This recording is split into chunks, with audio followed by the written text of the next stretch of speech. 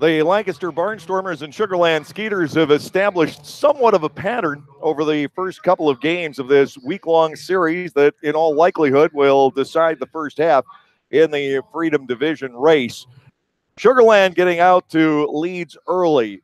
It depends on when the tide turns in the games. 2 nights ago in the series opener, Sugarland raced out to an 8-0 lead, and the Barnstormers couldn't get a momentum shift going until the 8th inning. They picked up 3 runs there to climb to within 8-3. Last night, Sugarland again with the start, the Anthony Giansani home run in the bottom of the 4th inning gave them a 3-1 lead, but the tide turned a lot more quickly. The Barnstormers getting to the Sugarland bullpen by the 6th inning, and boy, did they get to the bullpen. They scored 6 runs over the next 2 innings. Lancaster comes from behind to win last night by a score of 8-6. Tonight, for the Barnstormers, it's the story of the walking wounded. Of course, Vladimir Frias has been out for days. He will continue to be out tonight. Nate Coronado was in the starting lineup initially for the Barnstormers tonight, but by the time he got to the ballpark, he checked in sick. So Josh Bell is going to make the start at third base tonight. Ryan Castile is banged up. It's that time of year, but unfortunately for the Barnstormers, the wrong time of year and the wrong series to have the injuries piling up. The Barnstormers will start Joe Gardner tonight. Joe looking for his first win in 3 starts. He is 3-4 on the season. His ERA has escalated to 4.93 over the past couple of outings. He'll match up against the first left-handed starter the Barnstormers have seen in this series. James Russell is going tonight for Sugarland. Russell checks in at 1 win and 2 losses and a 2.35 earned run average. The Barnstormers need to win 3 more here out of the remaining 5 games to come back home with a magic number of 1. If they win 4 here, they will clinch this weekend. Sugarland now, to clinch during this series, would have to run the table and win the remaining 5 games of this week-long series. Earlier, I caught up with the always enjoyable to talk to Trayvon Robinson. Trayvon and I will be back on the Gockenauer Home Appliances Dugout Report in just a moment right here on the Lancaster Barnstormers YouTube channel. Local wines? Well, the best place to be in Lancaster then is Clipper Magazine Stadium. That's right, all new for 2018 is the Broken Bat deck down the right field line. The Broken Bat will feature more than 20 local craft breweries and product from 2 local wineries. If something with a little more kick is your adult beverage of choice, a local distillery is part of the Broken Bat as well. Food will be sold off a pub-style menu, so get together, hang out with your friends, make some new ones, and enjoy a night of craft beer sampling along with a Barnstormers game. Hi everyone, Adam Gockenauer here for Gockenauer Appliances in East Petersburg. We are as excited as you that it's baseball season, and we are thrilled to once again be partnering with your Lancaster Barnstormers. We are also excited this season to introduce some awesome new appliance colors on display now. Come and see the new colors of slate, black stainless, and black slate. These colors will give your kitchen a great look, and of course, all of them are at the best prices around now at Gockenauer's. I'll be back after the break to tell you about our special Barnstormers summer promotions. Welcome back to this edition of the Gockenauer Home Appliances Dugout Report. Joining me tonight is Barnstormers outfielder Trayvon Robinson. And Trayvon, a great comeback effort for this ball club last night. It had to be thrilling. You were at third base when Bortnick's ball went out of the yard, and it was a game changer, and who knows, maybe a season changer. Yeah, that was awesome, man. We will, as a team, we just been battling. We know that coming down the stretch, it wasn't going to be easy, and give him the shoulder right now. Like, it's not going to be easy for us, and it's just like how we play 27 outs. We're locked in the game throughout the whole game, and sometimes they score runs, but we go down with a fight. We're in a very similar place to last year, except by this time last year we had fallen out of first place, and now the ball club still holds the 1.5 game lead. Last year it was signings. This year it's injuries. The team trying to limp to the end of the first half, struggling to put a lineup together. Josh Bell's out there this evening. And here we have, last year it was Garrett Weber. This year, Tyler Bortnick. He's doing a great Garrett Weber impersonation. Oh, yeah, absolutely. I just think that, nobody's going to feel sorry for us. And it's just the nature of the game of baseball. Some things happen, just got to make sure that, the healthier we are, the better we'll play. But we know that it's not going to be like that. That's why I said that we know it's not going to be an easy task. It's a little hotter down here. season goes on, wear and tear. We don't have many off days coming up, right now. So we knew it was going to be a grind, but we keep each other upbeat, and that's pretty much it. We never know who's going to be the guy who's going to do it too. So that's a good thing about it. Like, we're always looking for that one guy to do it, and Bordy was it yesterday, and he always brings the energy. He always brings a real good energy to the team. So happy for him. There was a 2-week span back in May. Winning came very easily to this ball club. There was a formula that was working, great starting pitching, big early leads. This bullpen is very, very good, and those leads weren't slipping away. And all of a sudden, about the last 2 or 3 weeks especially, winning has become very, very difficult. The wins that are coming seem to be a struggle day in and day out. Yeah, I think that just happens, man. That just happens. We knew that we were going to get on the road, and obviously we're probably going to get knocked down a little bit. But I don't think I've never seen a team go 144, 162-0. So I think if we keep the fire lit as long as possible, I think we'll be in a good spot. I don't know how many more games we got left, but the most important thing is to take care of business today and take one day at a time. You went through a series of ball games where you were kind of quiet, weren't heard from, and then all of a sudden when the game was on the line in the late innings, you either scored the winning run, drove in the winning run, threw the possible tying run out at the plate for the last out of the game. It had to be kind of fun, but you'd rather go 4 for 4 than have it wait till the last minute. Yeah, I mean, as this game goes along, we all want to get to one place, and we all want to, we all want to do well. Yeah, I want to do well. I want everybody to do well, but at the same time, it's like we are playing a game where it's a team effort. And even the guys probably don't remember the 3 strikeouts, but they do remember that RBI double, and that's why I got to kind of look at it as that, what can I do to help the team win? I know the bat's not going to be there every day. It might be my base runner. It might be defensive. So that's a good thing about having a glove and a bat and some cleats. You never know where I can try to beat the other team with. What's it been like watching Blake Galen every day here the last 3-4 weeks? It's been something special. You want me to be honest, or you want me to lie to you? It's it's unbelievable. And I worked out with Blake this offseason a little bit, and he's an unbelievable hitter. And for me, just looking at that, I just don't understand why is he still here. I would love for him to be here, but I don't understand what is wrong with the game to keep him. He comes here and does this every year. I shouldn't be saying this, but for real, he comes here every year and he does the same thing. And what he does it brings to is professionalism. Like he just goes out there and battles every day. And yesterday they tried to do some stuff on the board to try to jinx him from hitting his 16-game hitting streak. He ended up getting it anyway. He just has good at bats. He's a professional hitter, and I learned from him. I got a little bit more years on him in professional, but I learned from him just by his composure, how he just battles every at bat. He might get a walk, might get a hit. Heck, he might even get a double home run. But it's very, very unique, and I'm very fortunate, very lucky to actually see that day in and day out. You've done this as well, but he's kind of the master at it of hitting to the ballpark, because right field is out of bounds here unless you're maybe Casey Hobson. You've got to have tremendous power from the left side of the plate. Kyle Roller could probably hit a ball out here, but left-handed pulling a ball to right field, generally it's kind of out of bounds for home runs.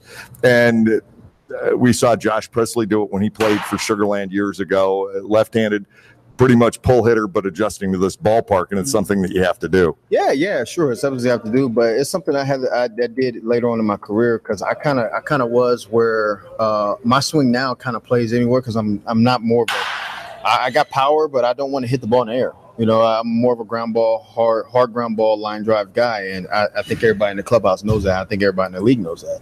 If it goes out the ballpark, it goes out the ballpark. But my main focus is trying to hit the ball hard, because if I hit the ball hard, and this guy's in scoring position, I'm trying to clear the bases for him.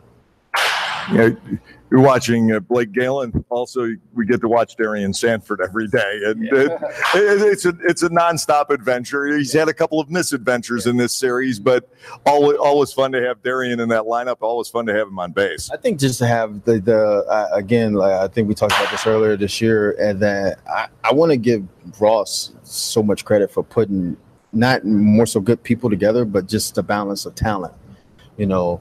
The speed of Rico and Sanford complements the bat control, the professional hitter that Galen has. Like, you know, the guys that's right behind him. Like, it just works out. It just works out perfect. And it's very exciting, man. Like, even if I don't do nothing, it's kind of exciting just to see what's going to happen, you know.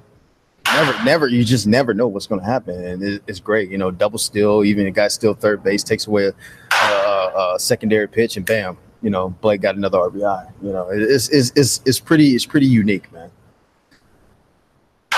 Yeah, here we are again. Last year went down to one game at Southern Maryland. The second half goes down to a 3-game series at York, and now the team were battling for first place. A meeting right at the end of the half at their place, third straight time. Hopefully, third time's a charm. Yeah. Oh, absolutely. Again, like it's interesting. It makes baseball that much more exciting, you know, because we can get lost in the numbers, you get lost in all that stuff. But as us now, I know coming down here, us playing as a team is what's going to whoever plays as a team the most is going to win the series. And I think that we have a good chance because everybody's locked in. Everybody's locked in the clubhouse. Locked in, but yeah, we do have some guys down, and your good friend JB's in the lineup now tonight. Yeah, let's see what he's gonna do. Last year, first at bat hit a home run. Let's see what he's gonna do today. You know? Yeah, he's gonna be batting right-handed in this ballpark. Hey, I've seen him hit some home runs. You know, me and him got drafted together, so there's no secret what's in that bat and what's in that glove he got. So I mean, for him to be active, you know, one of our best friends, man, and for him to stop playing, I understand it. But, you know, every time he gets a chance to be on the field, man, it's awesome, man. I just hope it's something good. It comes out today, man. And he's been staying ready. Always. He's late at night in the cage, you know. It's pretty fun, man. It's pretty cool, man. Yeah, late at night, early in the morning. I've seen him in there about 12:30, 1 o'clock, taking swings. Well, anyway, Trayvon, thanks for taking time out here. And I know you're not in the starting lineup tonight, but a chance to get in there later on. I think you are the bench this evening, so pretty much. So chances are late inning heroics could be in order once again. Yeah, I'm a National League type player. I came up with the Dodgers, so there's no such thing as an off day. You need to be ready by the fourth inning. See anything happens, you know. Trayvon Robinson joining me tonight on the Gockenauer Home Appliances Dugout Report. Starting lineups will be coming your way next right here on the Lancaster Barnstormers YouTube channel. Adam Gockenauer back with you again to tell you that we are back this season with Weber Gas Grills. We have the best selection and prices in the area on Weber, and if you mention this ad, you will receive 10% off all in-stock Weber accessories. Don't forget, we also fill your propane tanks here at the store. Don't waste money on exchanges when you can have us fill your tank and save you money. We are your appliance and gas grill headquarters. Come see us today on Main Street in East Petersburg or on the web at Gockenauers.com. I'm a chef. Pleasing my patrons' palates is paradise. But lately, when I hear a cheer from the dining room, it's Keno from the Pennsylvania Lottery. Sure, it could be my veggie lasagna, but chances are it's customers picking numbers to win cash with drawings every 4 minutes. Keno's fun, exciting, and you can enjoy it as an appetizer or a main course. Hey, everything tastes better with winning. Keno, it's here. Played at your favorite bar or restaurant. Players must be 18 or older. Please play responsibly. Benefits older Pennsylvanians every day. Here are the starting lineups for the third game of this 7-game week-long series between the Barnstormers and the Sugarland Skeeters. For the Barnstormers tonight, of course, Darian Sanford is leading off in center field. Rico Noel will be the designated hitter batting second. Blake Galen in the 3 slot. He'll be in right field. Grant Desmay, against the left-handed starting pitcher, is inserted into the cleanup slot. He will be in left field to break up the left-handed batters. Casey Hobson will be batting 5th. He is at first base. The third baseman batting 6th is Josh Bell. Carlos Garcia at shortstop hitting 7th. The catcher batting number 8 is Anderson De La Rosa. And then the man who has been the big star of the Barnstormers' last 2 victories, Tyler Bortnick, will be batting 9th. He will be at second base. Joe Gardner with the start for the Barnstormers tonight, coming in at 3 and 4. For the Skeeters, Barrett Barnes leading off. He will be in center. The DH batting number 2 is Matt Chavez. Derek Norris out from behind the plate. He will handle first base tonight and bat third. The cleanup batter is the catcher Albert Cordero. First time we've seen him in this series. The right fielder batting number 5 is Dennis Phipps. Kyle Kubica is the third baseman in the number 6 slot. The left fielder batting 7th once again is Courtney Hawkins. Anthony Giansani had the big night last night for Sugarland. He stays in the number 8 slot, but he moves in to play second base. And Alvaro Rondon is the shortstop. He is batting in the number 9 slot. The start goes to James Russell, a left-hander making his 5th start, his 7th appearance overall for the Skeeters. He is 1-2 and also a nice low ERA, just like we've seen the last 2 nights. Russell coming in with a 2.35 mark. The Barnstormers and the Skeeters, Lancaster spending its 46th day as the front runner in the Freedom Division. They will definitely be there again tomorrow. They need to win one of the next 2 to stay on top, and if they can win 3 of the remaining 5 games in this series, they will come home with a magic number of 1 and look to celebrate at Clipper Magazine Stadium on Tuesday. But if they win 4 of these remaining 5 games, then the Barnstormers will get to celebrate over the weekend here in Sugar Land. It does look like it's probably going to go down to those final 3 nights of baseball in the first half next week, with the Barnstormers hosting the Road Warriors and Sugar Land coming back up north to take on York. We'll be back with play-by-play baseball coming your way next, right here on the Lancaster Barnstormers YouTube channel.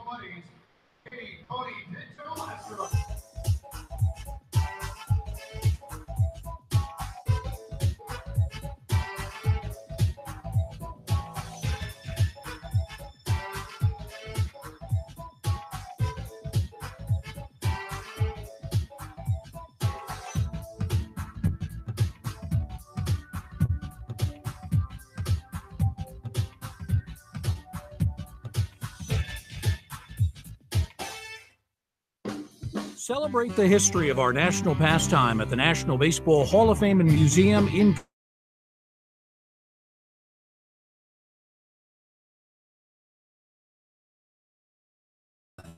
Cooperstown is where you, your family, and your friends can relive baseball's greatest moments and honor the all-time greats of the game. See all that the Hall of Fame and Museum has to offer and plan your family.org.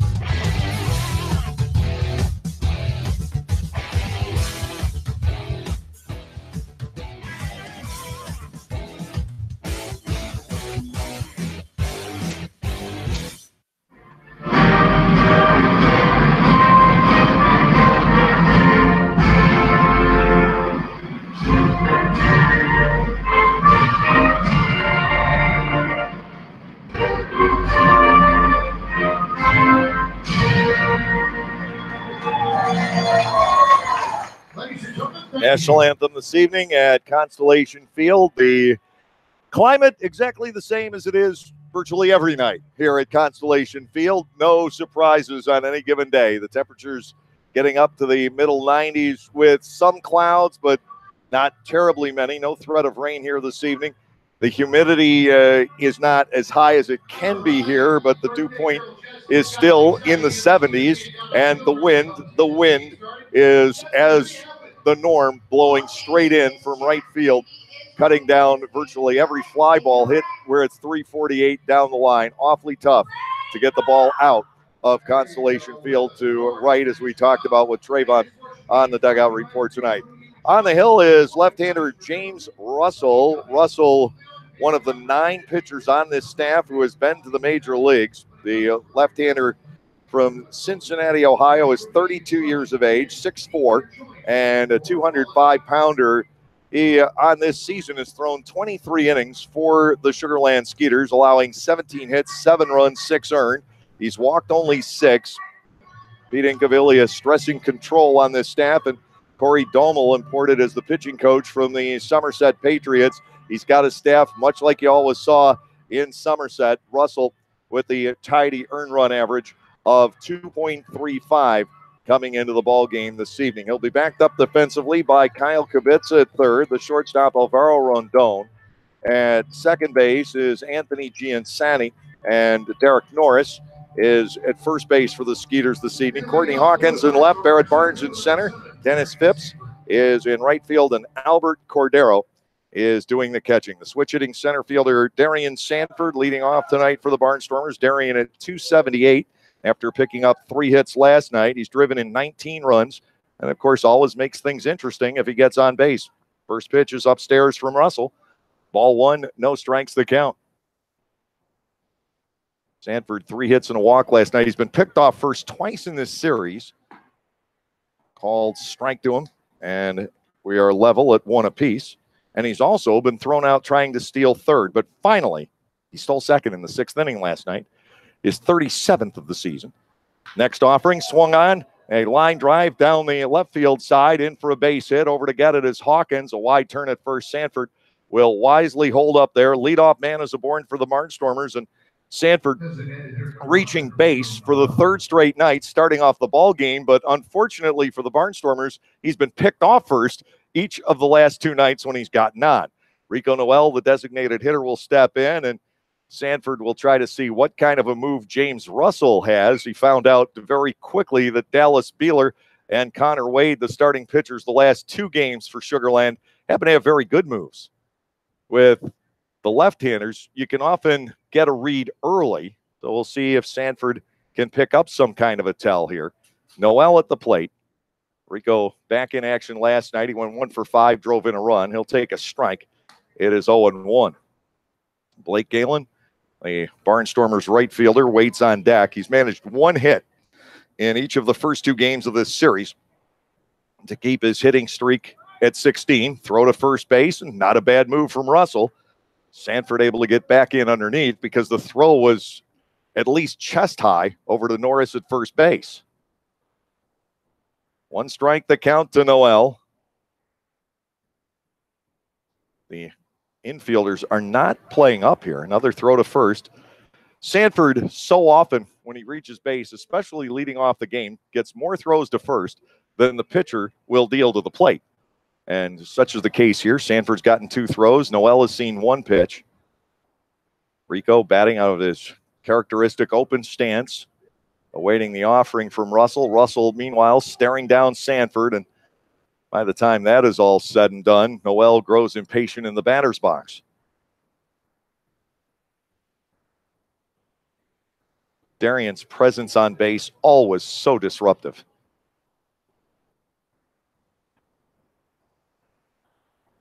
Noel batting 0-1. Looper foul back to the screen, and it's 0-2.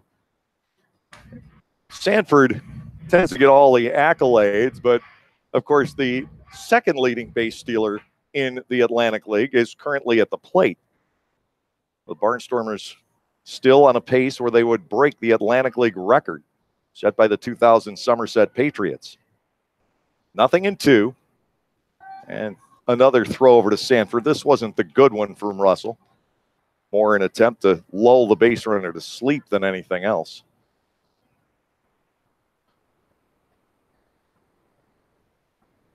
Big hole on the right side for Noel in between Giansani and Norris.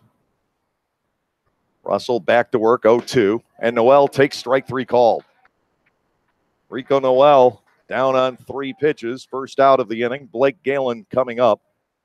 Galen on the 16-game hitting streak, the 24-game on-base streak.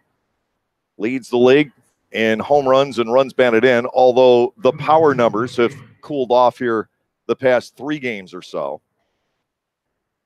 Batting .316 overall is Galen.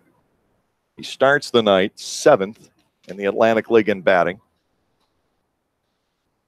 Sanford will get another throw. Noel unable to move Darian ahead. Sanford, by all appearances, is being very careful, not wanting to start the game being picked off for the 3rd night in a row. Doesn't seem to be taking any wild gambles here. To Galen, first pitch spotted in the zone, a strike taken. It is 0-1. Blake, you often see him checking back with the umpire, and the conversation is usually civil, but he'll ask something like, how many more balls width are you going to give? Tries to get it gauged. 0-1, swing and a miss. There's a throw by Cordero that A good save by Derek Norris as they try to pick Sanford off, this time with the catcher. Meanwhile, Galen trails in the count 0-2 with Grant Desmay, the left fielder, waiting on deck. Ross's lineup tonight a little bit piecemeal with the injuries that stare him in the face right now. 0-2, Galen swings and misses. Sanford belatedly takes off for second as that is dropped by Cordero. We'll have to await the ruling on that. Blake Galen has gone swinging, and it's up to Grant Desmay to drive in the run. That's all a question of exactly when, in the mind of the official scorer, Sanford took off. The pitch was dropped by Cordero. So we'll give you the ruling as we can. Meanwhile, Desmay stands in, 283 with a home run and 3 driven in. Russell looks back to Sanford and to Desmay. First pitch is hit sky high out to straightaway center. Coming on is Barnes. He'll make the catch to end the inning. Though for the Barnstormers, it is no runs on 1 hit, no errors, and 1 man left on base. They're not able to move Sanford around after the leadoff base hit in the inning. And at the end of the half, Lancaster nothing, and the Sugarland Skeeters coming up.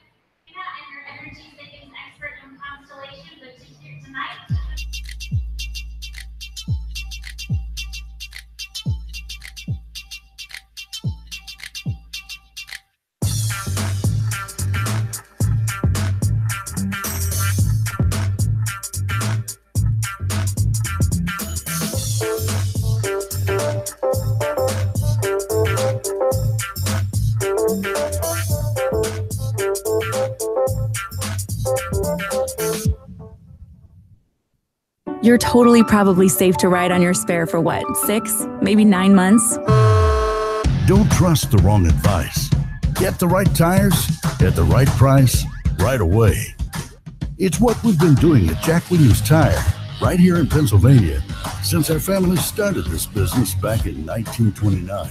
Because doing things the right way is just the Williams way. Get the right tires right now at jackwilliams.com. Lancaster Bible College has been around since 1933, but did you know that they offer degrees in much more than just Bible? LBC offers degrees in criminal justice, business, professional counseling, and more, as well as graduate and seminary degrees in areas like Christian care, chaplaincy, education, and leadership studies. To learn more about LBC and the programs they offer, visit lbc.edu. That's lbc.edu.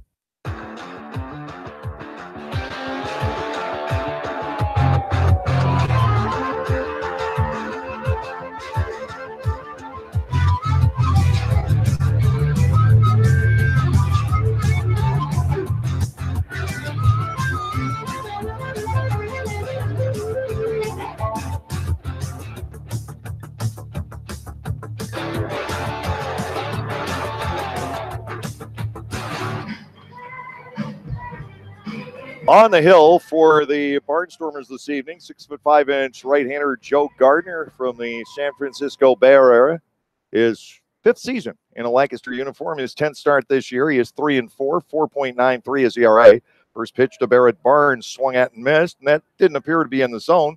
Barnes, a guy who draws a lot of walks, and it bumped up to the leadoff spot tonight by Pitt Incaviglia. 0-1 from the right-hander Gardner. Joe comes back. Next offering is a little bit low. Ball 1, strike 1. Matt Chavez, the DH, will follow. Then Derek Norris. Josh Bell makes the start at third base for the Barnstormers tonight. Carlos Garcia at short. Tyler Bortnick at second. Casey Hobson at first. Swinging a foul tip. Gardner out ahead 1-2. Grant Desmay is in left with Darian Sanford in center. A right fielder for the Barnstormers here this evening is Blake Galen. Anderson De La Rosa is handling the chores behind the plate again. His 3rd straight game back there. Ryan Castile has been out the last couple of nights. Should be back in tomorrow, from what Ross tells me. Here's the motion and to Barnes. 1-2. He got him. A swing and a miss. Barnes is gone on strikes, 1 away. Matt Chavez, the designated hitter, will come to the plate. Chavez has been a difficult out in this series, but he's a difficult out, period. 4 for 9. these last two nights, a .340 hitter, ranking among the league leaders in the Atlantic League. He is currently 4th and 3rd among active players. 3 home runs, 33 runs batted in. And Chavez just likes to work center, right center. Couple of singles up the middle. His first 2 at-bats last night. One of those drove in a run. Gardner will go to work and miss inside to the right-handed hitter, normally the first baseman for this Sugarland Ball Club, getting a night off defensively here. Guy who's been an independent league star for some seasons back over in the American Association. 1 ball, no strikes to Chavez. Gardner back into the line. The pitch runs to the outside corner, a called strike, and we're even at 1 apiece. Second baseman Bortnick very much cheating toward the middle here against Chavez after those 2 base hits early on last night. One a bouncer up the middle and one a smash right between the legs of Brooks Hall. That drove in the run in the 3rd inning. Chavez has to bail on a pitch inside from Gardner. 2-1 the count. We're so used to 3-game road series, we feel like we should have checked out of the hotel by now and be ready to head back home after the game. No, we got 4 more here. And fly back on the off day on Monday. 2-1. Looped out to shallow right field. Here comes Galen. Blake is there. He makes the catch. Second out. Derek Norris, the first baseman, to the plate. Norris batting .259 with 5 homers, 27 runs batted in. Norris with 5 hits in this series. They have all been singles. And a lot of them have been fairly quiet base hits. I look back through the scorecards, and I have 3 of them marked as Texas leaguers and 1 written down as an infield single. But 5 hits are 5 hits. 2 gone, nobody on base. Gardner into the wind is pitched to Norris, angles across for a strike. It is 0-1. No score, lower half of the 1st inning. The Barnstormers got Darian Sanford to second. And by the way, I don't think I did fill you in. That was a passed ball that enabled him to get the second base. Norris swings. It's a fly ball out the left. Desmay had a hard time picking it up initially. Back out there, the third baseman, Bell, and it's JB getting back there to make the catch. A fair ball. Norris retired, and it's a 1-2-3 inning for Gardner in the bottom half of the 1st. Nice start to the night for Joe, and at the end of an inning, there is no score.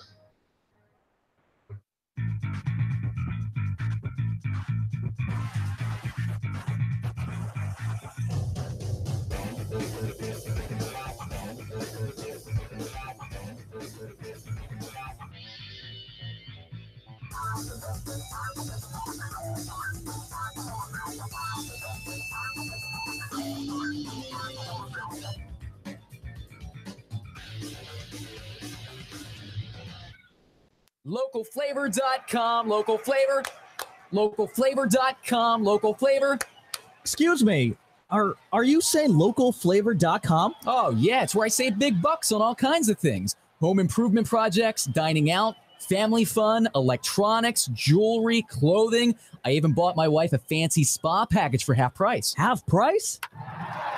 Yep, you know all the deals you find in Clipper Magazine. I love Clipper Magazine. Well, they're all on localflavor.com too. And you can get them right on your phone thanks to localflavor.com's mobile app. Here, take a look. Well, this app is amazing. Look at all these restaurants, amusement parks, car washes, fitness centers. This is worth sharing about. Exactly. Localflavor.com online, the Local Flavor mobile app, and Clipper Magazine together. It's like a triple play. Do the cheer again. I'm in. Localflavor.com, local flavor. Come on, everybody! Localflavor.com, local flavor. Localflavor.com, local flavor.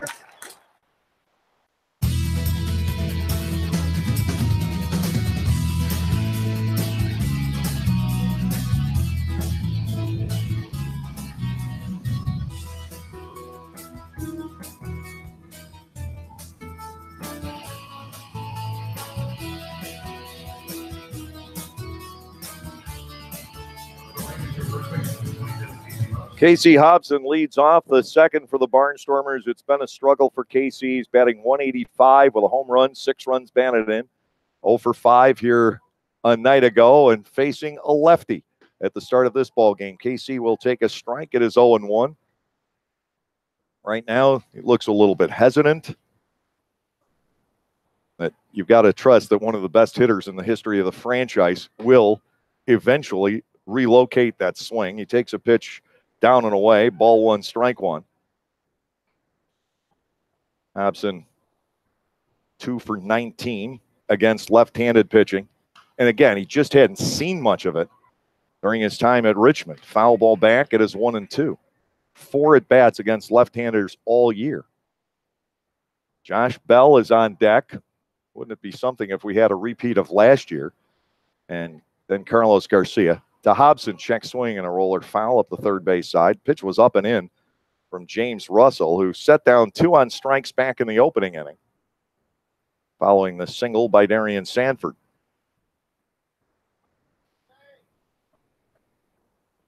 The second baseman, Giansani, is way back on the outfield grass. Without the shortstop being on the right side of second base, Giansani is playing basically right field. Figuring he can throw out Hobson, and a ball pulled in his direction. Ball 3 is outside and low to KC, trying to work the count and start off the inning by reaching base. The more pitches that Sugar Land starters are forced to throw, the better the Barnstormers are. Here's a 3-2, fouled straight back at me. KC sending a greeting card.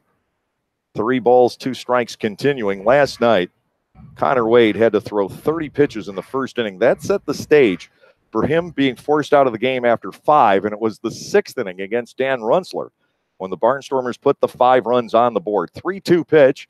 Ball 4 is inside. Hobson patiently works out a nice walk on 8 pitches. Lancaster with the leadoff man aboard in the second inning, and here is Josh Bell. JB, as you may recall, came in late in a ball game at York last year, his first at bat after being activated due to the variety of injuries and a couple of signings that had already taken place. More were to come, and he homered in that first at bat. I believe he was forced into the game because Vladimir Frias was ejected, as I recall. Now that home run was hit left-handed. First pitch to him here, taken for a strike. It is 0-1. Josh Bell, of course, has some major league experience with the Baltimore Orioles and the Arizona Diamondbacks. He was the Atlantic League RBI champion 2 years ago as the starting third baseman in Lancaster. Pulled foul on the ground. It is 0-2. And when Trayvon talked about JB being in the cage late at night taking swings, he's not kidding. Josh is one of the last people to leave the ballpark. He wanted to be ready, knowing that this situation would crop up sooner or later. Left-hander Russell peers over toward Hobson at first. And to Bell 0-2. Ground ball shortstop. This could be a double play. Rondon to second for 1. Giansani pours it back to first in time to turn 2. 6-4-3 on the twin killing. No repeat of last year for Josh Bell. No magic. And now Carlos Garcia will come to the plate. A 280 hitter with 9 runs batted in. When you look what the Barnstormers are trying to pull off in tonight's game, they are playing this one without Vladimir Frias, one of the league's top hitters, Ryan Castile, who is the slugging catcher, who's been cold the last week or so, but had been tearing it up at around the 330 level. You got some of this club's best hitters on the shelf. First pitch strike to Carlos. It is 0-1. Nate Coronado, you know what he's capable of doing offensively. He wasn't available to start here tonight. It'll be better by tomorrow. Low for a ball, 1-1. Then you think back to the final weekend of the first half last year, and we joked about Tyler Bortnick doing his best Garrett Weber impersonation. Weber single-handedly got us into that pseudo playoff against Southern Maryland. Not only with the walk-off home run, but he had 6 home runs that last week, and all onto the picnic deck at Clipper Magazine Stadium. It was an amazing week. And Bortnick, the guy right now who has stepped to the forefront. Garcia slices a fly ball out toward right field. That will fall in front of Dennis Phipps. Big turn at first base. The throw will come in behind Carlos. He has the 2-out single to right. Anderson De La Rosa, the catcher, will come to the plate. Anderson's bat showing some signs of life.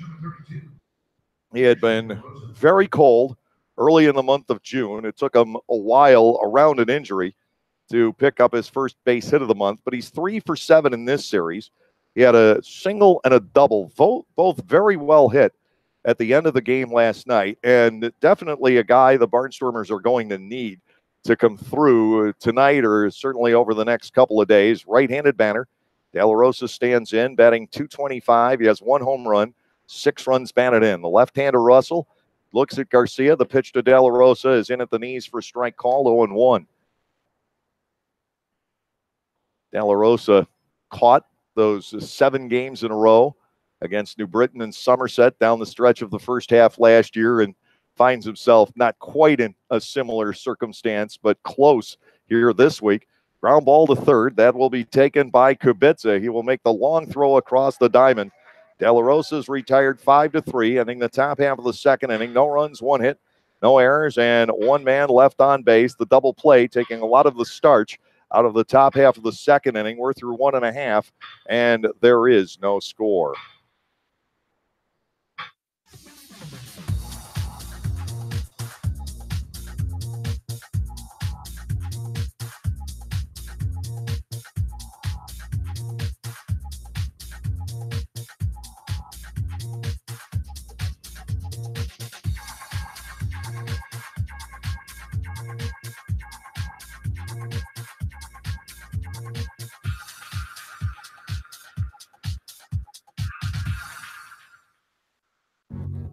We can't help but always want more, especially on the road. More horsepower, heightened handling, elevated design. Get more out of your drive with a Lexus IS. Bold styling, track-tuned handling, available 311 horsepower.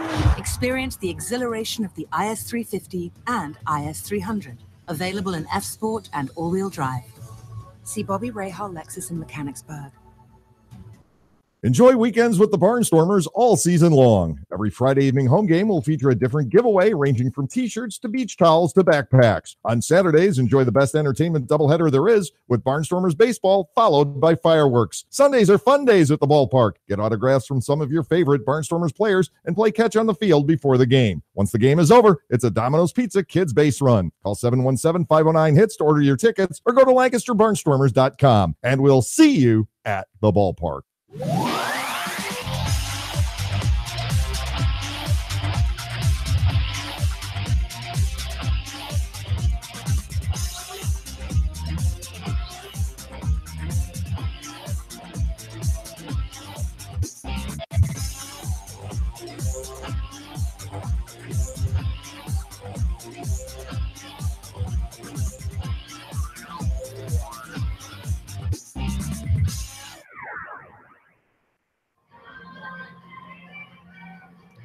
Joe Gardner retired the side in order in the first inning. He's in a 0-0 game, matching wits against James Russell here tonight.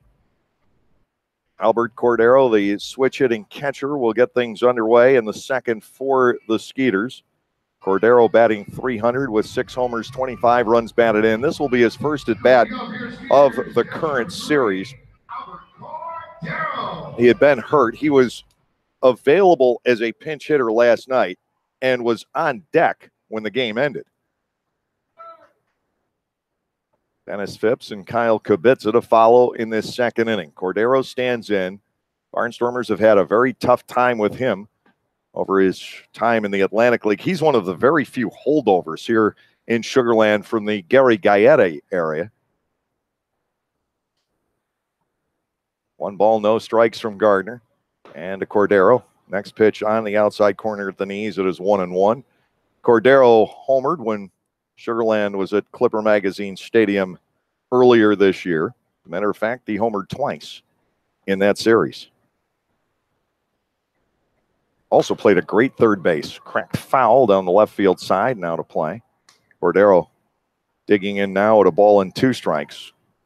Albert connected in the first game of the series off of Matt Marksberry in the 5th inning. He hit that right-handed, and the next day also right-handed against Tommy Shirley. But both of those home runs going to the opposite field for the short porch and right. Outside, Cordero bats 2-2. A strikeout, a shallow liner, and a pop-up for Gardner back in the first inning. Joe will wheel and deal, swing and a miss, and De La Rosa tried to chase Cordero down, missed, so he's got to throw to first. The out officially recorded 2-3. Second strikeout for Gardner tonight. Dennis Phipps will come to the plate. Gardner started the third game of that series, the Baseball and Education Day, back on May 10th. He gave up 6 hits and 2 runs to the Skeeters in 5 innings. He beat them 6-4. A game that had somewhat of a scary finish. Those were the only 2 runs of the year given up by Scott Schumann. It's the only off day that Scott has had this entire season. Since then, his numbers are just mind-blowing. First pitch to Phipps is popped up and back of the plate, wheeling around De La Rosa to see he has no play. It is 0-1. Schumann came in last night, actually gave up a base hit. He gave up a double to Chavez. That in itself a rarity. He struck out 2 more, 24 Ks, no runs in his last 12 2/3 innings. Since that day against Sugar Land, swinging a foul at the plate. Phipps in there at 0-2 against Gardner.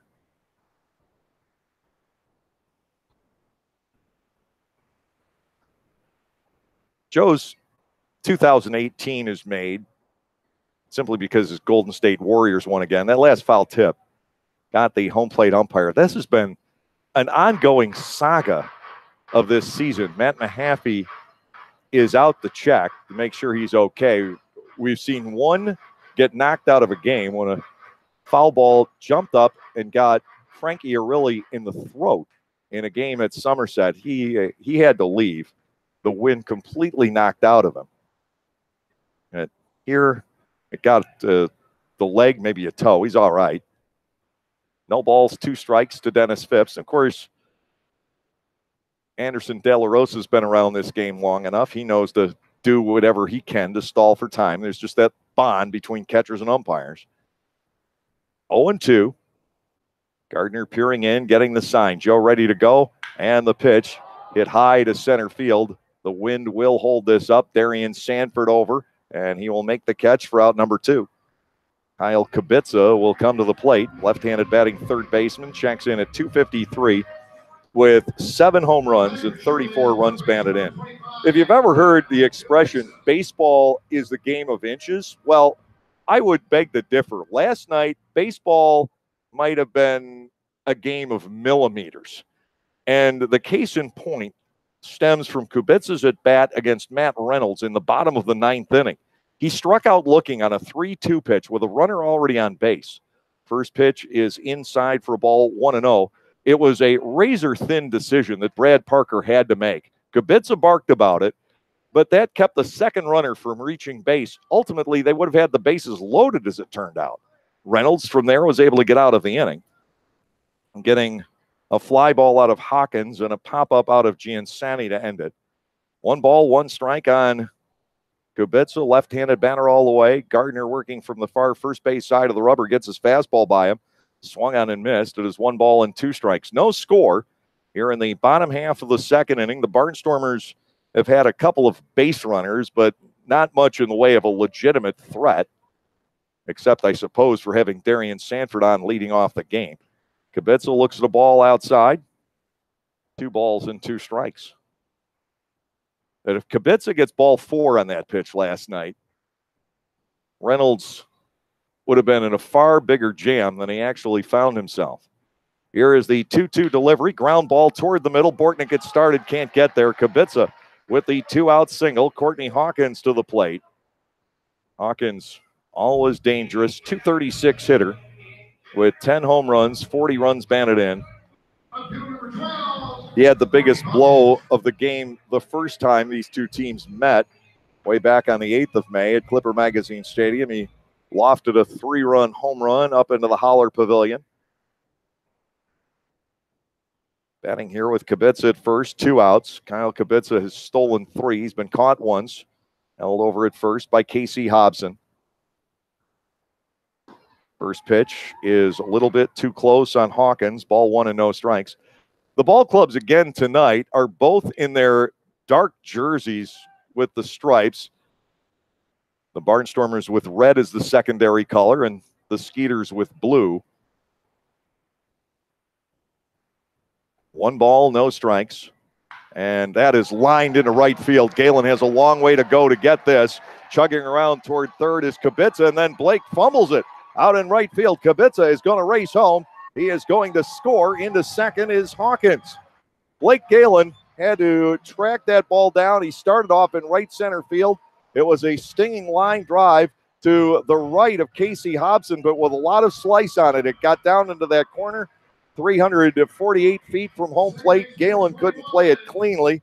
Kubica comes all the way around. Anthony Giansani now steps in with a runner at second base and 1 man already home for the Sugar Land Skeeters.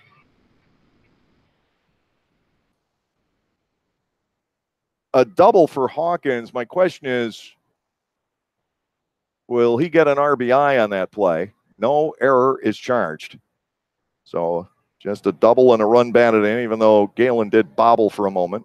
Swing and a miss by Anthony Giansani. No balls and a strike. Giansani moving in from center field, where he's been golden defensively these past 2 games. Barrett Barnes getting the start in center tonight. Sugar Land with the 1-0 lead. Gardner had retired 5 batters in a row. Now 2 base hits in a row. To the plate and outside the Giansani. Alvaro Rondon, the shortstop, a left-handed batter, waits on deck. And we talked about how Sugar Land has been getting off the fast starts, jumping on the Barnstormers' starting pitchers, but the Barnstormers have been getting to Sugar Land's bullpen. And that's been the story of the first couple of games. 2-1 pitch, rifled foul, and that knocked Lincoln Juice Gums out of the way. He gets Tommy Lasorted. It is 2-2. I mean to tell you, it was actually fun to watch. Gums, we talked about him in the third base coaching box. He's a very agile fellow. It just dove out of the way there as Giansani just about took him out. The runner at second is Hawkins. First base open. The Gardner pitch swings outside and low. The scoreboard reads 3 balls and a strike. The computerized scoring is different. There we go. It's 2-2. I knew 3-1 wasn't right. The Giansani 2-2 pitch. Breaking ball is low, filling the count. Gardner having one of those innings, and these tend to plague the Barnstormers starters where they just can't get out of it. Get the first couple of outs, the third one doesn't come. Get the first couple of strikes, the third one doesn't come. And all total, the ERA for the Barnstormers starting staff has jumped up almost to 4.7 for the year. 3-2 here on Giansani. Hawkins leads off second, and everything will break up.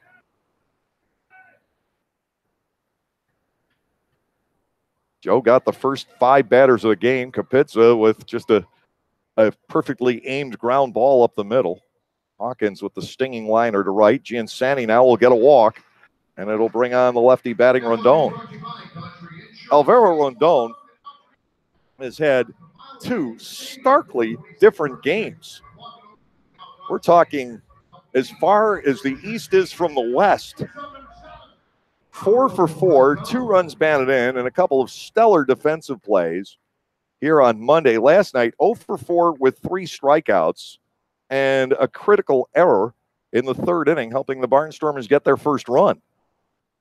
Tonight, he bats with Hawkins at second, Giansani at first, 2 outs, and Gardner is low with his pitch. Ball 1, no strikes. Sugar Land trying to pounce here in the bottom of the second inning. The Skeeters led 7-0 through 4 here on Monday, 3-1 through 4 last night. 1-0 Skeeters, bottom of the second. Ground ball, shortstop, and that is juggled by Garcia. He loses everybody. Carlos got screened by Hawkins coming by. It should have been a routine ground ball. It turned into anything but, and now we're back around to the top of the order and Barrett Barnes. Now an error on the shortstop Garcia, loading the bases. Barnes a strikeout victim back on the first. And that's just got to be so disconcerting to Joe Gardner. He finally makes the pitch, gets the ground ball. A ground ball that, had there not already been 2 outs in the inning, should have been a double play. And Lancaster unable to get even 1 out on the deal. Garcia had the initial bobble, and then I think panic set in, and he lost everybody. So here is Barnes taking a breaking ball for a strike at his 0-1. They're loaded with 2 outs and a run already across against Gardner. 4 batters in a row reaching base in a variety of manners. Gardner bluffs toward third base as Hawkins was taking some liberties over there. He came a good 20 feet or so up the line, trying to gauge exactly how far away he can go before Josh Bell gets over. Josh now creeps in that direction. The pitch to Barnes, outside and low. Good stop by De La Rosa, and Anderson checks down to third, bluffs a throw in the direction of Hawkins, who's trying to get inside the head of the Lancaster Barnstormers. The idea here is that if he can pull Josh Bell over toward the bag at third, you open up the defense on the left side and might give Barnes a little bit better of an opportunity to put the ball through. Second strike in from Gardner. 1-2 the count. Barnes last night was 1 for 4. He had a 3-run home run in the 3rd inning of game 1 of this series. His lone hit of that night. Bases loaded here again. Hawkins a long way up the line from third. Here's the pitch. Bouncer back to the hill. Gardner fields, staggers coming off the mound, but makes the underhanded toss to Casey Hobson. Joe does it himself to get out of the inning. It's 1 run only on 2 hits with an error. 3 men left on. And at the end of 2 tonight at Constellation Field, Sugar Land is up by a score of 1-0.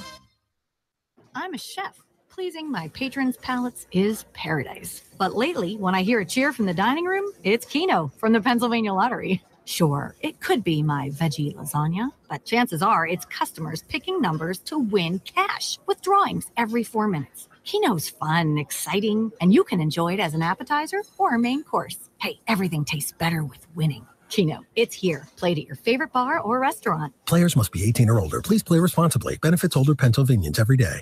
Enjoy a weeknight with the Barnstormers and leave with your wallet largely intact. Come on out on Munchie Mondays for all you can eat nachos, dogs, fries, popcorn, and soda for 2 hours. Or how about Koozie Tuesdays, where fans of legal age can enjoy $2 domestic drafts from 6:30 to 8. Bring your dog on Wiener Wednesdays and enjoy delicious dollar dogs as well. Or on Thrifty Thursday, popcorn is just $1, sodas are $2, and lawn seats are only $3. Call 717-509-HITS to order your tickets or go to LancasterBarnstormers.com, and we'll see you at the ballpark.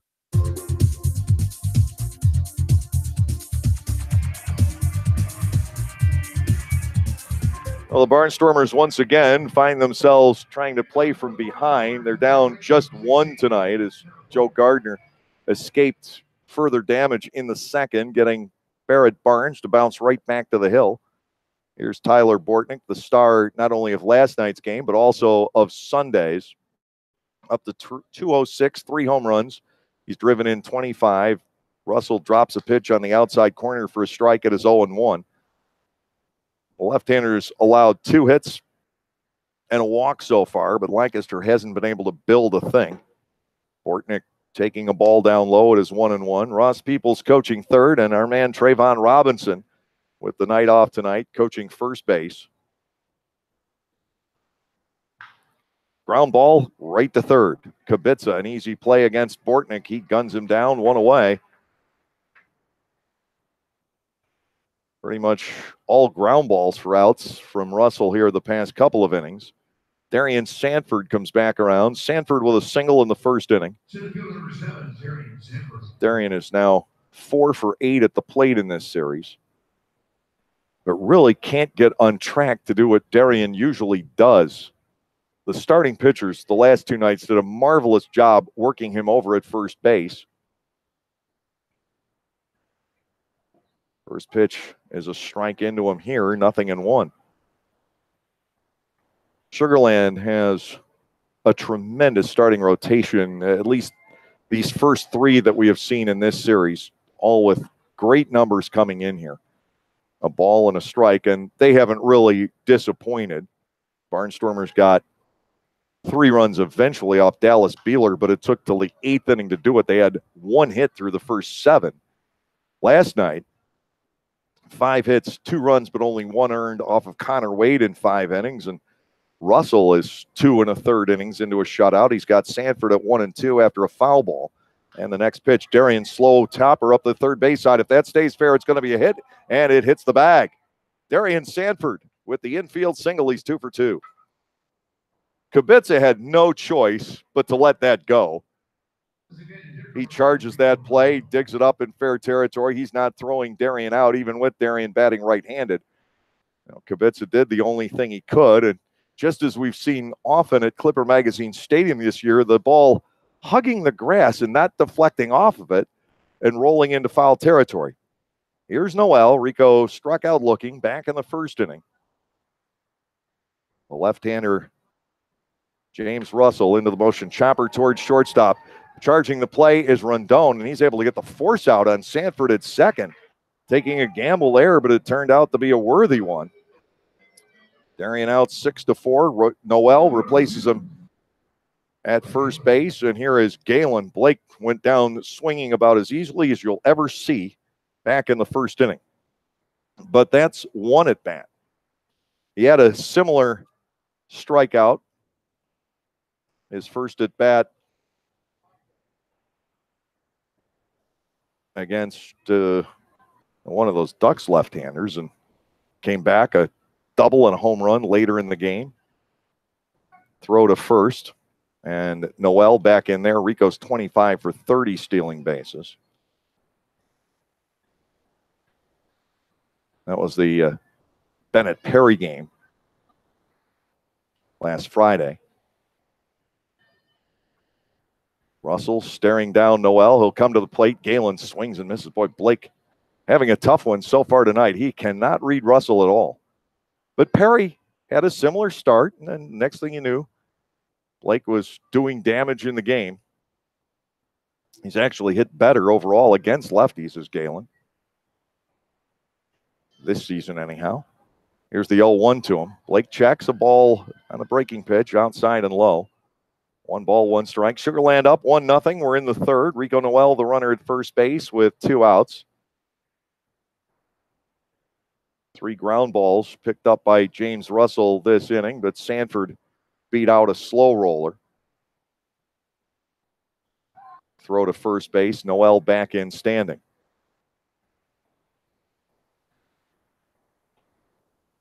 Again, the sub-objective for the Barnstormers is to make Russell work. That's how they were able to get Wade out of the game and get to Sugarland's bullpen last night. Swung on and missed by Galen again. Boy, you just don't see this very often. It is 1-2 to Blake.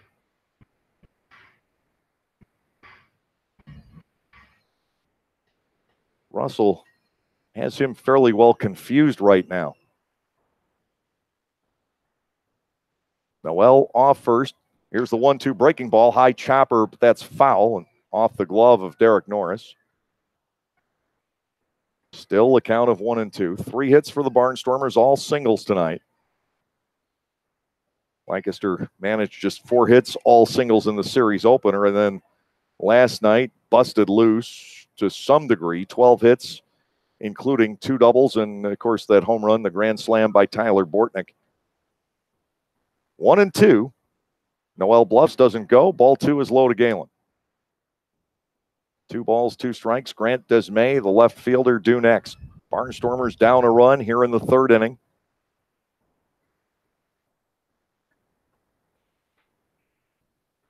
Kibitza and Hawkins teaming up to produce the run. Now to Galen.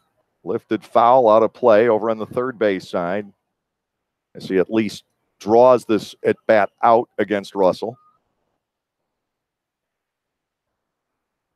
Noel hasn't budged off first base. An indication, one, he may not be 100%, and two, Sugarland's done a great job holding down the running game.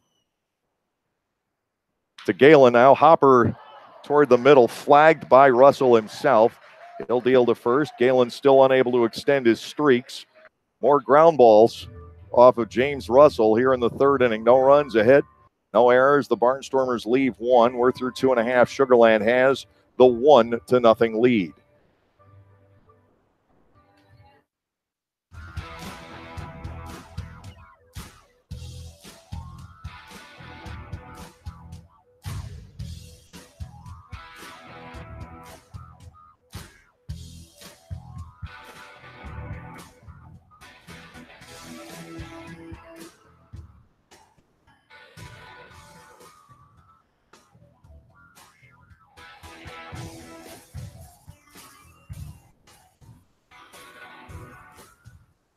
Learn from the pros right here in Lancaster. The Lancaster Barnstormers are offering 2 3-day-long youth clinics this summer with instruction on pitching, hitting, fielding, and base running. Each session, led by veteran professional players, will last from 9 until noon with lunch to follow. Choose from June 19th to 21st or July 24th to 26th. So learn what it takes to succeed on the field and off. Call the Barnstormers office at 717-509-HITS or go to LancasterBarnstormers.com. Space is limited. Act now.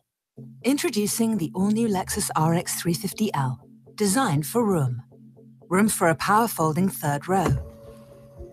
Room for up to 7. And room for the unexpected. The 3-row RXL. It's the RX with room for more. Experience the innovative RXL and RXL hybrid.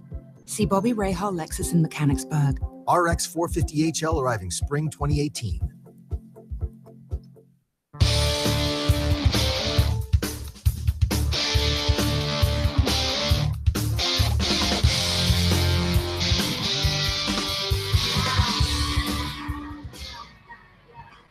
Bottom of the third inning, Matt Chavez leading off against Joe Gardner. Chavez with a soft liner out to right field in the first inning. Blake Galen had to charge in and make the grab. Sugarland with a run last inning after Gardner had retired the first 5 batters of the game. Lancaster's had base runners, but they've been scattered. Chavez with a big swing and a miss. Down a strike. It is 0-1. Lancaster won the battle of the bullpens last night. This Barnstormers bullpen continues to be almost incredible. 0-1. Swing and a miss at a Gardner breaking pitch. He has Chavez 0-2. Last night, the combination of Munson, Schumann, and Reynolds, 3 2/3 innings. They did allow 5 hits, but struck out 6. And held the, in Munson's case, 7-6 lead, and then 8-6 later on. 0-2, swung on and missed. Chavez looking bad for one of the few times we've seen all year on that at-bat. 3-pitch strikeout for Gardner. Derek Norris stepping in. Norris hit a towering fly ball to shallow left field back in the first inning. It was actually Josh Bell backpedaling to make the catch. Josh definitely has stayed ready. He figured that his time would come. I think it's maybe 3 days later on the calendar than last year when he was activated. First pitch is inside, and Norris gets hit by it. Well, a base runner for Sugarland. 1 out in the third inning. Albert Cordero stepping in. The Barnstormers have been known over the course of this season to hit some batters. They're not shy about working inside. It's the 29th batter hit by the Lancaster pitching staff, but the Barnstormers themselves have been hit 31, with Frias and Bortnick leading the way there. Norris, not completely a base path clogger. He has stolen 2 on the year. One out, runner aboard. Cordero stepping in. Gardner trying to coax a ground ball. Joe comes set, and he delivers in the dirt. De La Rosa has a hard time finding the handle, but to no price. Norris went nowhere.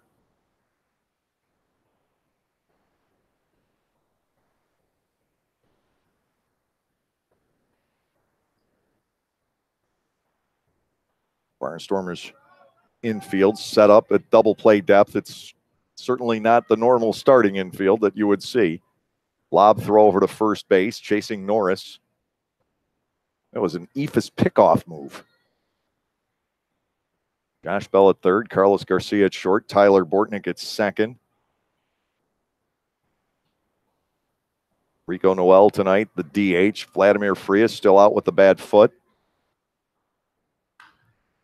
That is fouled off to the left side and hit metal. Cordero bats at 1-1. Cordero, on Sugarland's visit to Clipper Magazine Stadium a month and a half ago, played third base and played it very well and played shallow the whole series. He was up at the edge of the grass almost no matter what the circumstances were, and it just able to spear everything. Quick reactions on the balls headed his way. 1-1 pitch, ground ball. That is handled by Hobson. He'll go to Garcia, back to Gardner, and they turn it beautifully. 3-6-1 on the double play. Gardner with a 7-pitch third inning. No runs, no hits, no errors, and as it turns out, nobody left on base. We're done with 3 tonight here at Constellation Field. Sugarland has the 1-0 lead.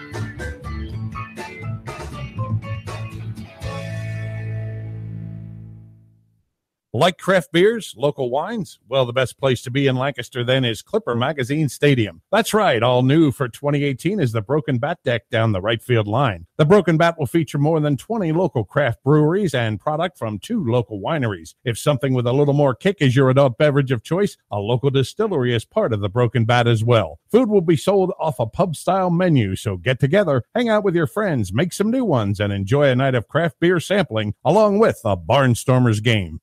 AMT Concerts presents Rock at the Park Festival, Saturday, July 21st, featuring sets from Fuel, Eve 6, Sister Hazel, Long Beach Dub All-Stars, Fastball, and more. Rock at the Park, Saturday, July 21st, at Clipper Magazine Stadium, Lancaster. Tickets on sale now at rockatthepark.com.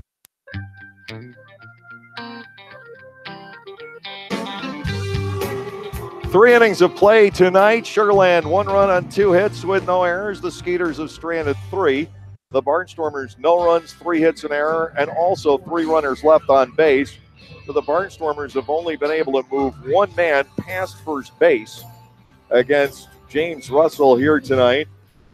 That was Darian Sanford taking the opportunity to go to second on a passed ball that nobody else would have run on.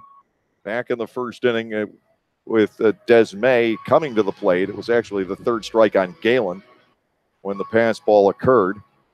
Now Grant Desmay will be followed by Casey Hobson and Josh Bell here in the top half of the 4th inning. And the Barnstormers need to get their offense together. They do have Trayvon Robinson available off the bench, and conceivably Nate Coronado, if he's feeling better later on. Coronado was in the original starting lineup tonight and then went to Ross and just said that he just wasn't going to be able to focus. He was too far under the proverbial weather.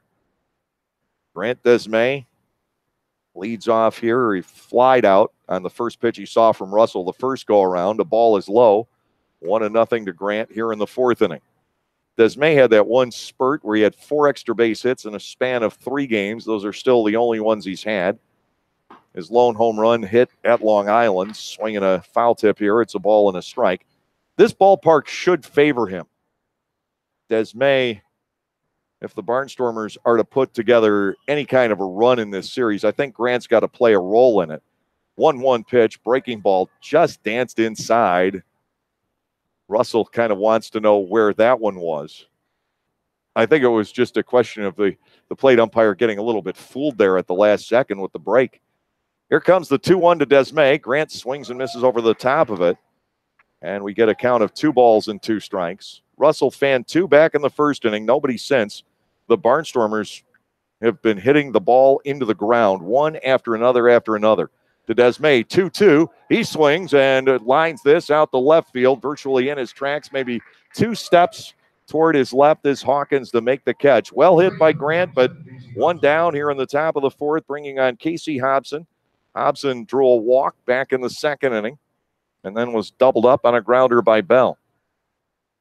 Desmay put a charge into that, but it just was hit to the wrong spot. Hawkins barely had to move.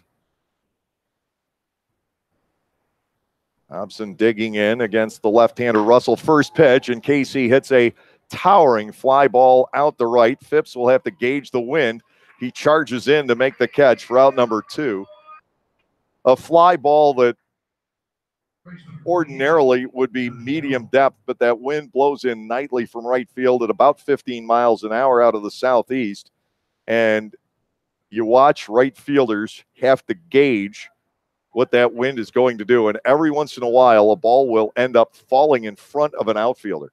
As a matter of fact, I think this is where Jerry Owens got hurt early in the season the one year. Swing and a miss by Josh Bell. Down a strike here. 1-0 Sugarland, top of the 4th.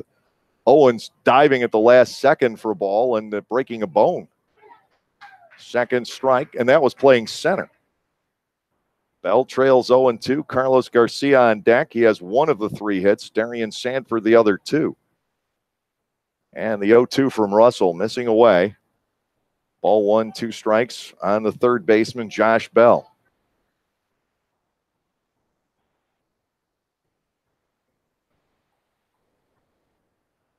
Russell delivers low. Bell has worked it to 2-2. Again, James Russell pretty much cruising here. 10, 17, 15, and now 10 as pitch counts inning by inning. The 2-2. Bell will get ball 3. Josh does have a good eye.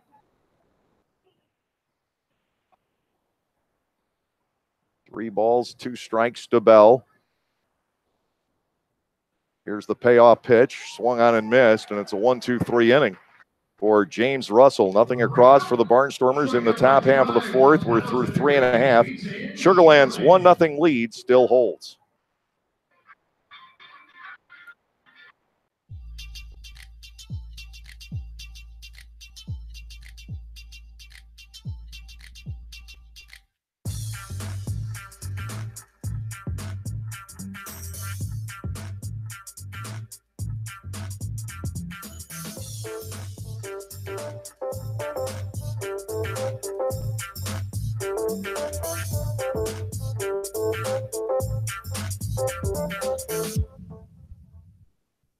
You're totally probably safe to ride on your spare for what, 6, maybe 9 months? Don't trust the wrong advice. Get the right tires at the right price right away. It's what we've been doing at Jack Williams Tire right here in Pennsylvania since our family started this business back in 1929. Because doing things the right way is just the Williams way. Get the right tires right now at jackwilliams.com. Lancaster Bible College has been around since 1933, but did you know that they offer degrees in much more than just Bible? LBC offers degrees in criminal justice, business, professional counseling, and more, as well as graduate and seminary degrees in areas like Christian care, chaplaincy, education, and leadership studies. To learn more about LBC and the programs they offer, visit lbc.edu. That's lbc.edu.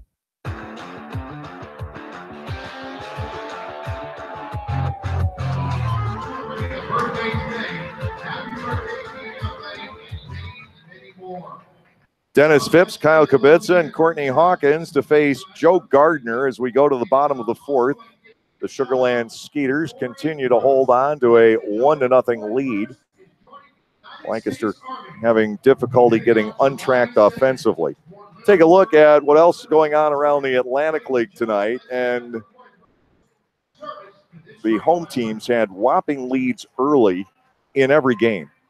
Somerset's up 4-0 over New Britain in the bottom of the sixth inning. The Patriots are trying to shed both Long Island and New Britain.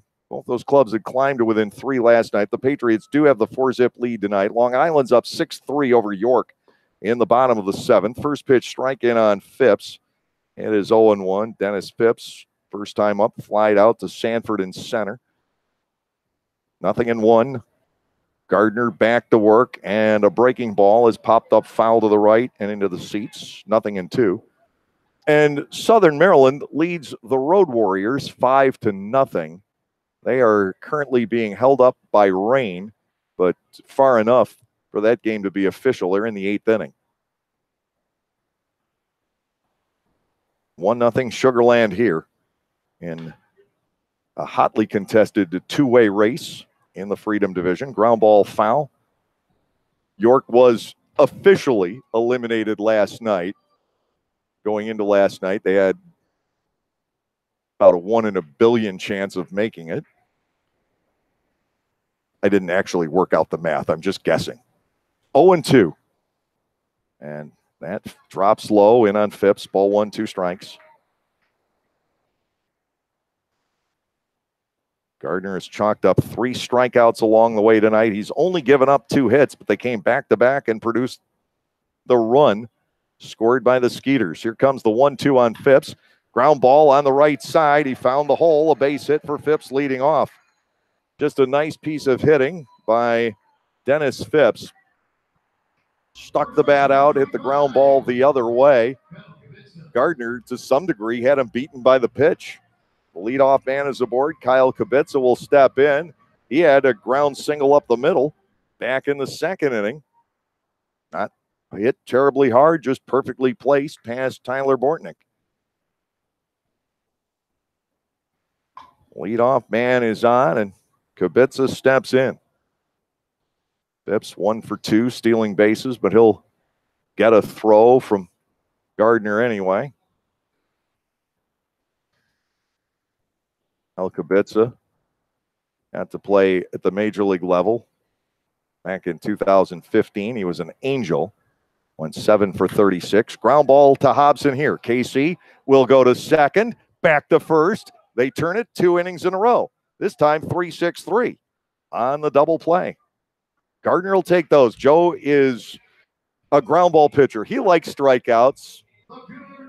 At least he'll tell you he does. But I think deep down inside, Gardner knows his nature as a pitcher, and that nature is to get ground balls, get a lot of double plays. 2 of them here tonight. Courtney Hawkins will be the batter. He doubled in the run back in the second inning. Sugar Land up 1-0. We're in the bottom of the fourth tonight. The Barnstormers haven't been able to get their offense on track behind a pretty good start out of Joe Gardner, the best start out of the 3 for the Barnstormers here this week. First delivery is just off the mark. 1-0, the count on Hawkins. So it was a Gardner slider, and I'm not sure where that was ruled. I guess low. Ball 1-0. Joe comes back. This one finds its way to the strike zone. Looked like the same pitch. 1-1.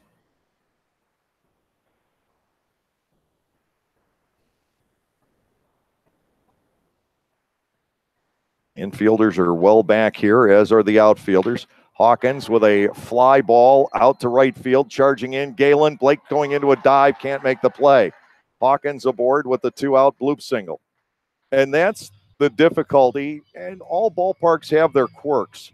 But when you come into Constellation Field and are in the lineup as the right fielder, you've got to learn to play that wind, and probably, even though Hawkins has great power, you just don't want to play right field very deep. That one gets down. A bloop single for Hawkins. Here is Giansani, who walked back in the second. The fourth hit off of Gardner tonight. Still, the trouble here is minimal in this fourth inning. Lob throw over to first. Back in is Hawkins, who has stolen one. The speed for the Sugarland Ball Club is in the bottom two slots of the order. Rondon stole 60 in the American Association 1 year. He has 13 already here. And the man at the plate, Anthony Giansani, is a pretty good base stealer as well. The pitch slides to the inside corner, strike one.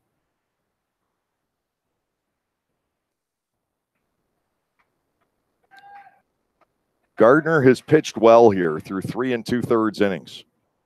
Even the two base hits here in the fourth, nothing exactly electric off the bat. Phipps and Hawkins do a good job going the other way and just finding a gap in the defense. Giansani off the 2-homer, 5 RBI game last night.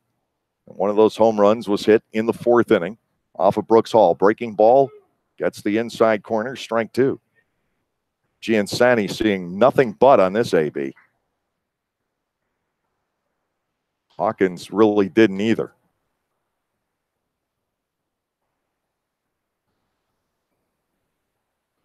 Open stance for Giansani, a Connecticut native who started his career in this league with Bridgeport.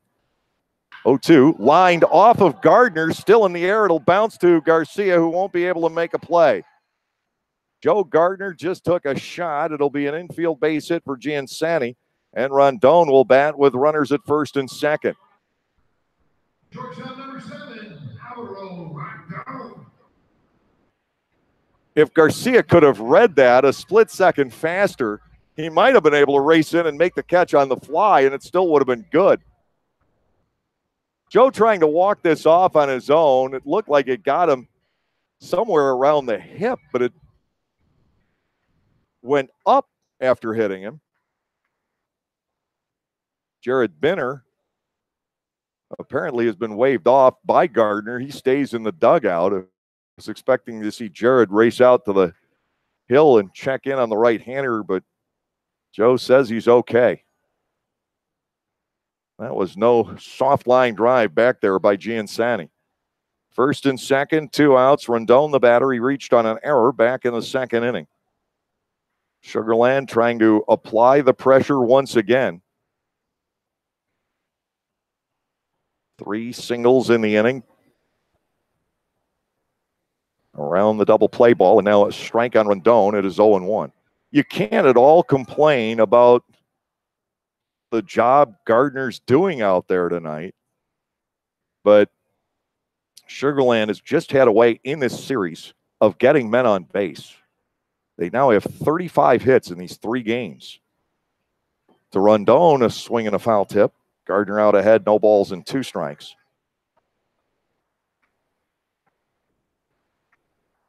The starters the first 2 nights, Hall and Johnson, each gave up 9 hits and 6 runs.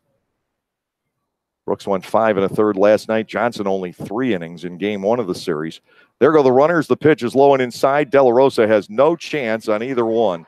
Hawkins steals third. Giansani steals second. They guessed right on the pitch. They figured that Gardner would throw a breaking ball and then not throw one near the strike zone. If he goes up and away, De La Rosa has a legitimate chance to get Hawkins at third base, but he couldn't throw out anybody from where that pitch headed and didn't even try. 1-2 on Rondon. A base hit could drive in 2 runs. Here's the pitch, and it's chopped toward the middle.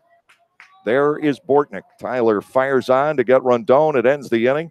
Gardner again pitches his way out of difficulty. No runs in the inning on 3 hits with no errors. Sugarland strands 2. The Skeeters have had the bigger threats tonight. They have the only run, but the Barnstormers are still in it.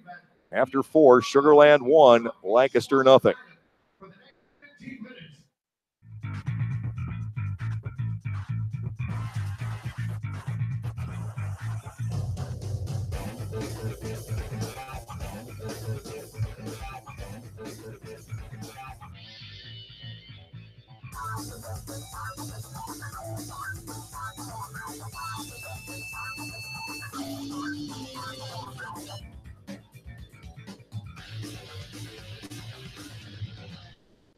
Localflavor.com, local flavor.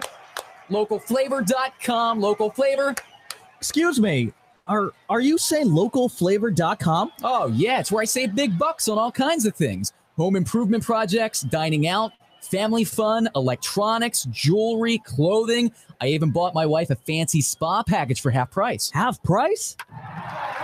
Yep, you know all the deals you find in Clipper Magazine. I love Clipper Magazine. Well, they're all on localflavor.com too. And you can get them right on your phone thanks to localflavor.com's mobile app. Here, take a look. Well, this app is amazing. Look at all these restaurants, amusement parks, car washes, fitness centers. This is worth sharing about. Exactly. Localflavor.com online, the Local Flavor mobile app, and Clipper Magazine together. It's like a triple play. Do the cheer again. I'm in. Localflavor.com, local flavor. Come on, everybody. Localflavor.com, local flavor. Localflavor.com, local flavor.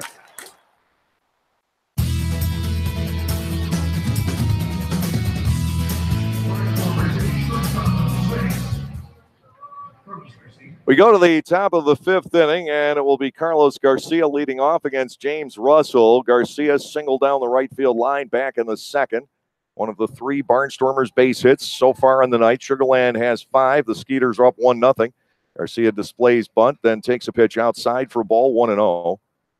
James Russell has allowed the 3 singles. He has walked 1 and struck out 3. Lancaster has not put together much of a threat, just 1 at bat with a runner in scoring position in the game. Garcia with a fly ball out to right. Easy play for Dennis Phipps. He starts back and then pulls up as the wind takes over. Garcia retired, 1 away. Anderson De La Rosa into the box. Anderson grounded to third back in the second inning. The starting staff for the Sugarland Skeeters has been a big difference in this series. The Barnstormers have faced the top 3.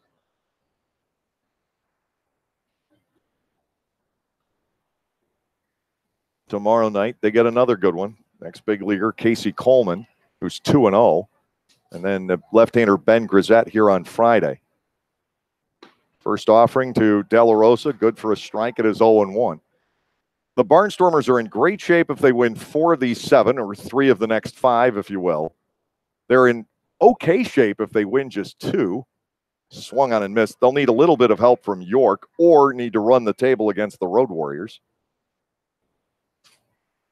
If they win just 1, they're in a world of hurt. And if they win none, they'll be eliminated. If they win 4, they clinch. Here's a 0-2 to De La Rosa. Fastball wasted outside. Ball 1, 2 strikes. A 1-0 lead for the Sugarland Skeeters holding here. The Barnstormers looking for something to develop. Russell to the plate. De La Rosa flares it down the right side, curling foul into the seats. 1 ball, 2 strikes, the continuing count. 6 in a row, retired by James Russell since Darian Sanford reached on a roller up the third base line back in the third inning. And now the Barnstormers are starting to hit the ball in the air for outs. 1-2. De La Rosa has to get the back foot out of the way of a breaking ball. 2 balls and 2 strikes. Very narrow ball game, 1-0. Barnstormers maybe looking for that time they get Russell out of there, as long as it's not so late that the next guy they see is Felipe Polino. Grounded foul up the third base side by De La Rosa. He battles at 2-2 here.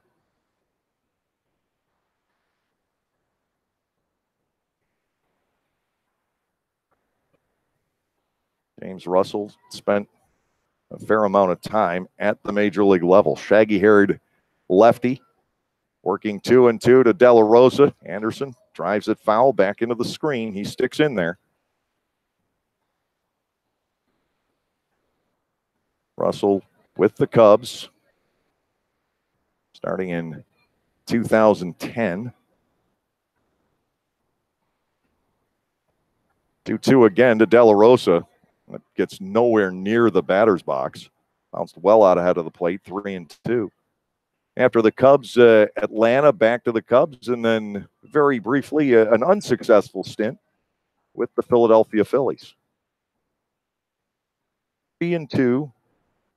De La Rosa batting. Tyler Bortnick waits on deck here in the top of the fifth. Into the motion, Russell. The payoff pitch cut on and missed. De La Rosa becomes strikeout victim number 4 for the left-hander. And with 2 outs, Bortnick will step in. Bordy 0 for 1 tonight. Lancaster just unable to get untracked.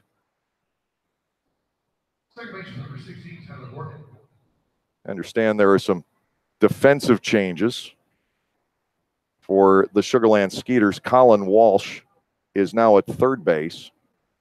Kyle Kibitza has moved over to first, and Bortnick hits one deep to left field. Back on this goes Hawkins, looking up, and Bordy's done it again.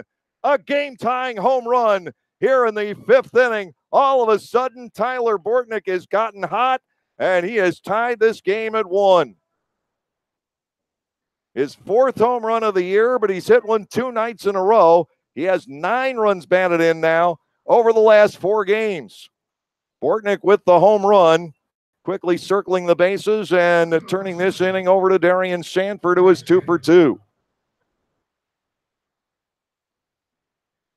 Last year, it was Garrett Weber with the big week, the final week of the first half, and now Tyler Bortnick, who plays a similar role here in 2018. The swing guy between second and third, right-handed batter. Ball 1 up and into Sanford. It's 1-0.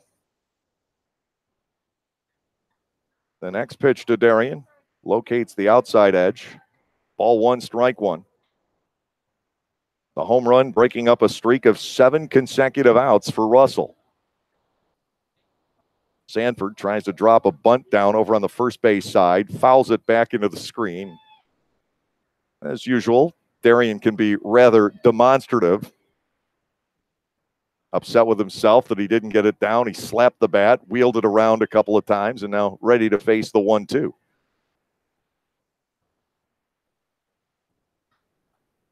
Russell back into the line. The pitch, Sanford blown away by a fastball there. First time he's been retired tonight. But Tyler Bortnick has tied up the game. A run, 1 hit, no errors, and nobody left on base. So now we're halfway through regulation at the end of 4.5. Lancaster and Sugarland tied at 1.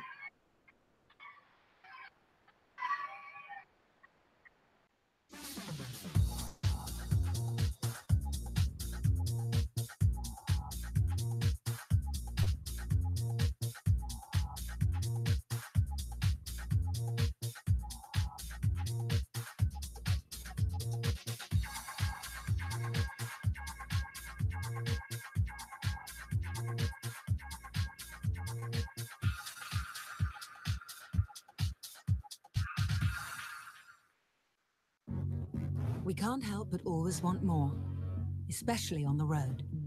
More horsepower, heightened handling, elevated design. Get more out of your drive with a Lexus IS. Bold styling, track-tuned handling, available 311 horsepower. Experience the exhilaration of the IS 350 and IS 300. Available in F-Sport and all-wheel drive. See Bobby Rahal Lexus in Mechanicsburg. Enjoy weekends with the Barnstormers all season long. Every Friday evening home game will feature a different giveaway ranging from t-shirts to beach towels to backpacks. On Saturdays, enjoy the best entertainment doubleheader there is with Barnstormers baseball followed by fireworks. Sundays are fun days at the ballpark. Get autographs from some of your favorite Barnstormers players and play catch on the field before the game. Once the game is over, it's a Domino's Pizza Kids Base Run. Call 717-509-HITS to order your tickets or go to LancasterBarnstormers.com, and we'll see you at the ballpark.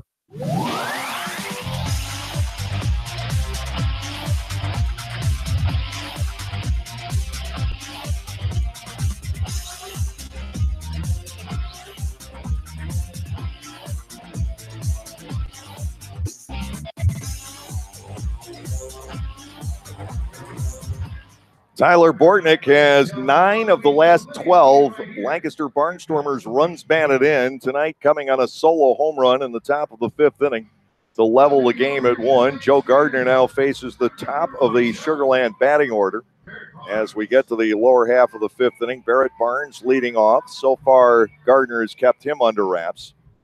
Barnes is 0 for 2 on a strikeout and a comebacker. That comebacker happened with the bases loaded. go into the motion. Barnes, ground ball on the right side. Bortnick after it, digs it up, makes a bounce throw to first, and in time, Tyler Bortnick comes off the home run and makes a very fine defensive play, darting into the hole. An off-balance throw bounced right to Casey Hobson. 1 out. Put a star by that one in the scorebook. Matt Chavez, the designated hitter, stepping in. It really has kind of turned into the Tyler Bortnick show here the past 2 or 3 days. I thought about interviewing him tonight, but I pulled off on the idea. I don't want to do anything to slow him down. We'll catch up with Tyler sometime this week. Here is Chavez. He is lined to right and struck out so far. Gardner into the windup and the pitch. That one bends very far outside and low. Ball 1 and no strikes. The right-handed hitting Chavez.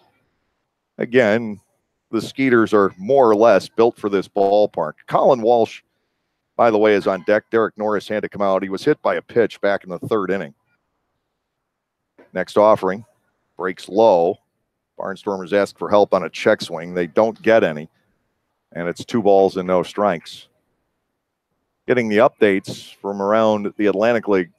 The Southern Maryland Road Warriors game was ended, a rain-shortened game, with the Blue Crabs winning it 5-0. Somerset up 4-0 over New Britain. They're now in the bottom of the 7th. 2-0 pitch right there. Gardner delivers the strike. It is 2-1. Long Island 6-3 over York in the top half of the 8th. So if those scores hold, Somerset will be 3 up on Long Island with the tiebreaker in hand and 4 up over New Britain. Here's a pitch, chopper toward the middle. Bortnick is there.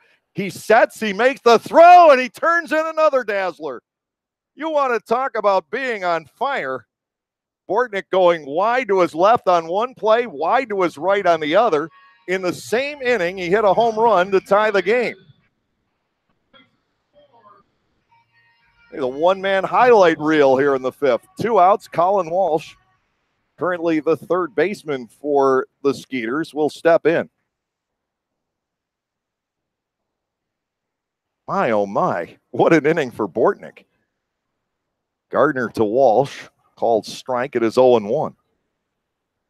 Chavez doesn't run very well, so Bortnick had time after going a long way to his right to get his feet set. 0-1. That pitch is outside for a ball, 1-1. The count on Walsh. Albert Cordero, the catcher, due next. Norris forced out of the game after being hit by a pitch in the 3rd inning. The breaking ball misses away again. 2-1. The count on Walsh, who is 1 out of 8 in the current series, 263 hitter for the year. Another guy who has spent a little bit of time at the major league level, in his case with the Milwaukee Brewers. Gardner's 2-1, fastball away. 3 balls and a strike.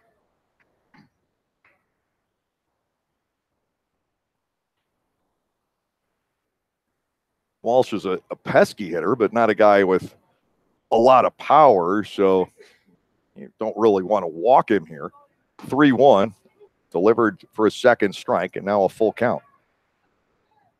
Gardner really has gotten the job done for the Barnstormers here tonight. A much-needed good start.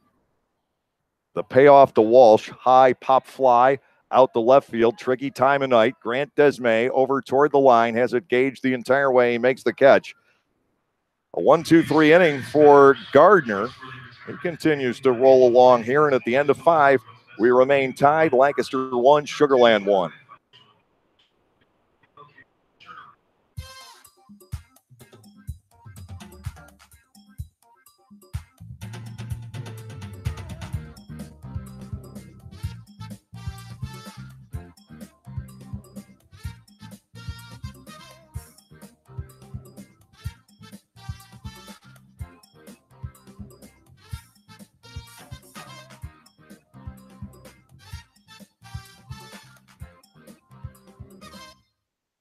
I'm a chef. Pleasing my patrons' palates is paradise. But lately, when I hear a cheer from the dining room, it's Keno from the Pennsylvania Lottery. Sure, it could be my veggie lasagna, but chances are it's customers picking numbers to win cash with drawings every 4 minutes. Keno's fun, exciting, and you can enjoy it as an appetizer or a main course. Hey, everything tastes better with winning. Keno, it's here. Played at your favorite bar or restaurant. Players must be 18 or older. Please play responsibly. Benefits older Pennsylvanians every day. Enjoy a weeknight with the Barnstormers and leave with your wallet largely intact. Come on out on Munchie Mondays for all you can eat nachos, dogs, fries, popcorn, and soda for 2 hours. Or how about Koozie Tuesdays, where fans of legal age can enjoy $2 domestic drafts from 6:30 to 8. Bring your dog on Wiener Wednesdays and enjoy delicious dollar dogs as well. Or on Thrifty Thursday, popcorn is just $1, sodas are $2, and lawn seats are only $3. Call 717-509-HITS to order your tickets or go to LancasterBarnstormers.com. And we'll see you at the ballpark.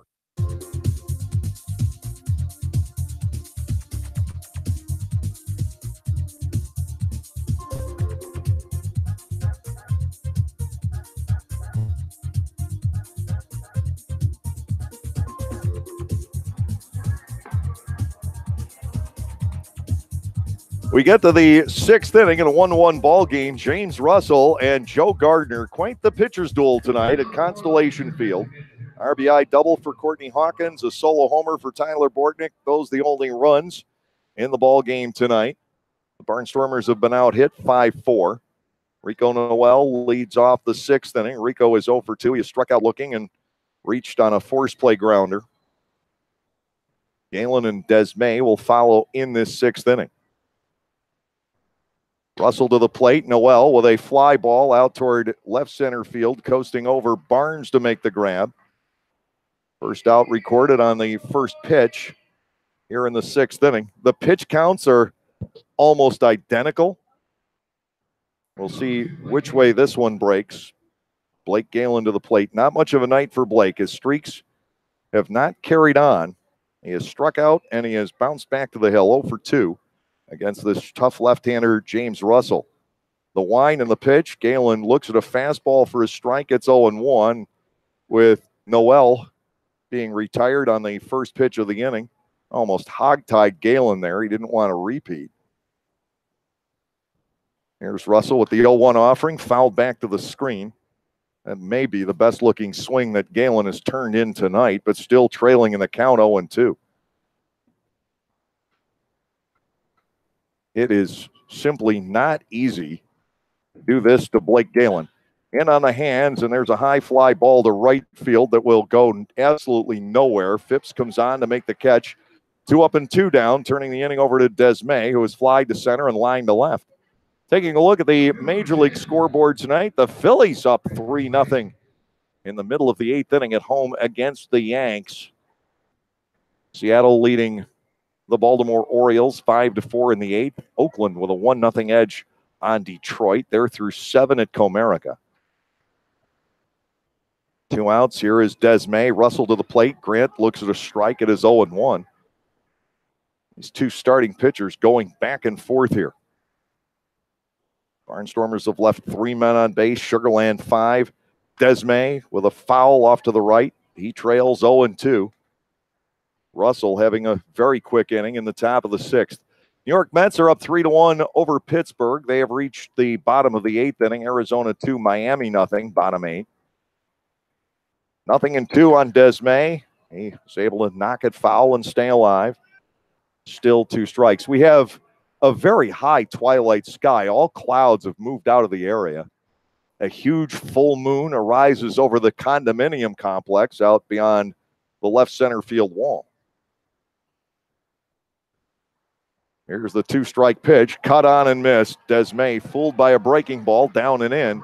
Russell retires the side in order here in the sixth. Nothing doing for the Barnstormers at the end of 5.5. We're embroiled in a 1-1 tie.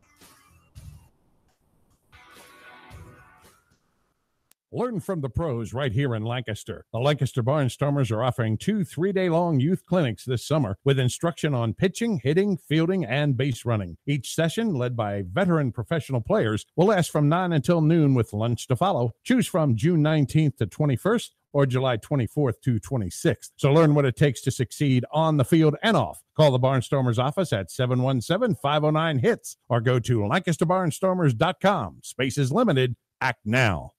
Introducing the all-new Lexus RX 350L, designed for room. Room for a power-folding third row. Room for up to 7. And room for the unexpected. The 3-row RXL. It's the RX with room for more. Experience the innovative RXL and RXL Hybrid. See Bobby Rahal Lexus in Mechanicsburg. RX 450HL arriving spring 2018.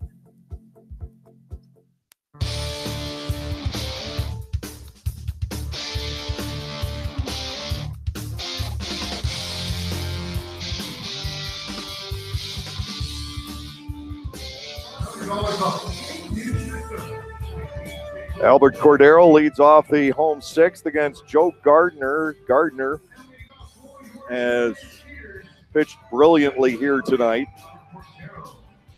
Gave up the 1 run back in the second inning, and the guy that scored reached on just a simple ground single up the middle, one that Bortnick could not get to tonight. Got to await the arrival of the third base coach, Lincoln Gums, who basically looks like a gust of wind could knock him over. He is a very thin fellow.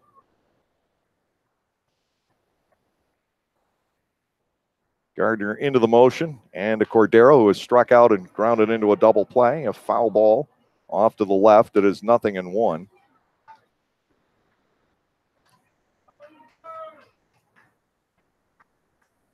Gardner trying to turn in his 5th quality start, which would tie him for the club lead with Jonathan Albaladejo, tomorrow night's starter. Fastball is there, strike 2 on Cordero.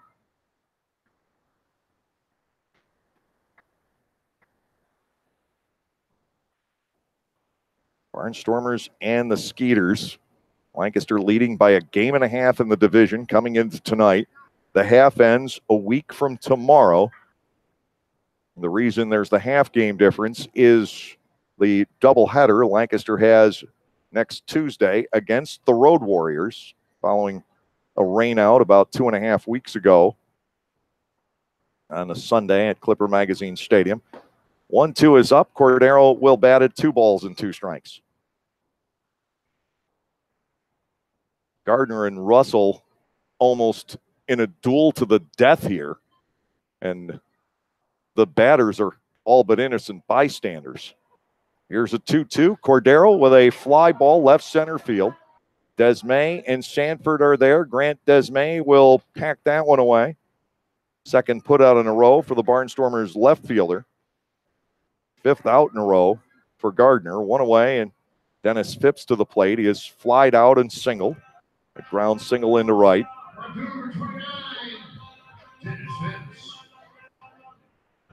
Gardner has gotten 2 double plays, both started by the first baseman Casey Hobbs tonight, 3-6-1 and 3-6-3, and the second one came in very handy back in the 4th inning. It interrupted a string of 3 singles otherwise. Here's a pitch to Phipps. That breaks well outside and low. Ball 1, no strikes. Kubica on deck in this tie ball game, bottom half of the 6th inning. Which way will it tip tonight?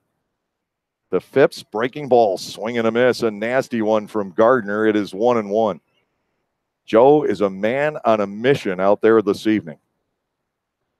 He knows he's got to take this team on his shoulders because the ball club is limping, and he's done it. Phipps with a towering drive to center. The wind will knock it down, though. Sanford with plenty of room. He makes the catch. 2 outs here in the 6th. And Kyle Kubica to the plate. Kubica has singled to center, and he has grounded into a double play. He's the first baseman now after Norris left with the injury. If Derek Norris is out any length of time, that creates some issues for Sugar Land.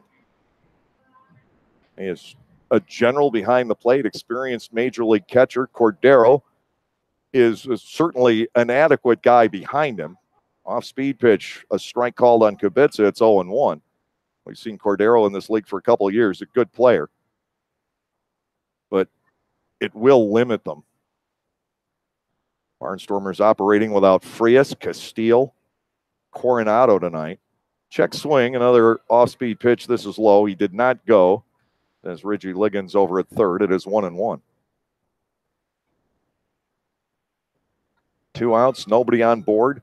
Bottom half of inning 6. The delivery, foul to the screen. Gardner's ahead 1-2. Last night, were we in the 4th inning by this time? We might have been. Definitely not past the 5th. In the bottom of the 7th last night, we reached the 3-hour mark. 1-2 to Kubica. Into the dirt, knocked down by Anderson De La Rosa. 2 balls and 2 strikes.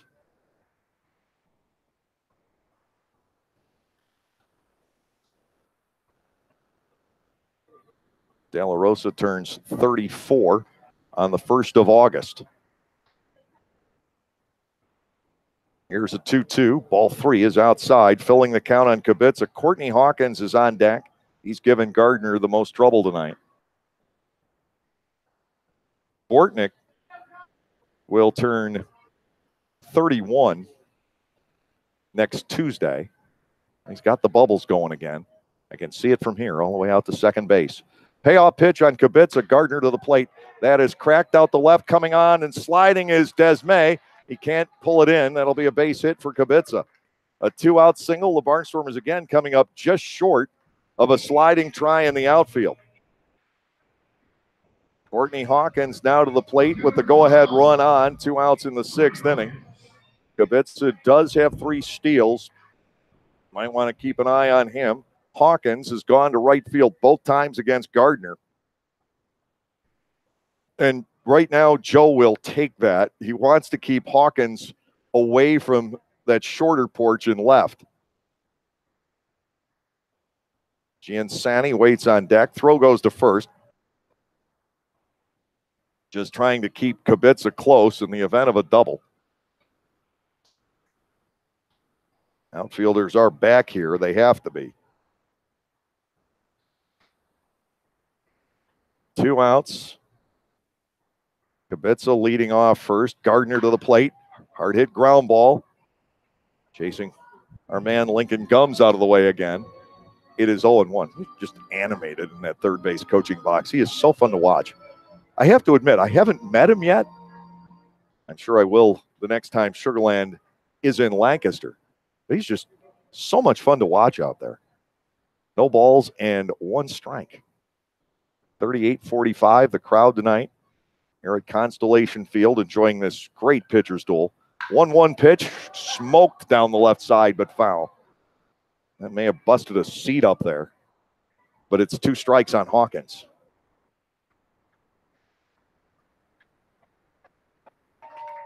Courtney Hawkins, 5 out of 10 in the current series. The Barnstormers have been out hit here 36-20 over these 3 games, and yet they're even at a game apiece and tied tonight. 0-2 on Hawkins. The pitch by Gardner is outside. De La Rosa throws behind the runner at first and picks off Kubica. Kubica will bark about it for a moment. Anderson De La Rosa claims a victim and gets Gardner out of the 6th inning. Hawkins will lead off the bottom of the 7th. No runs, 1 hit, no errors. Nobody left on base for Sugarland. The gun attached to the right shoulder of Anderson De La Rosa gets another one. We'll go to the 7th inning in a 1-1 ball game.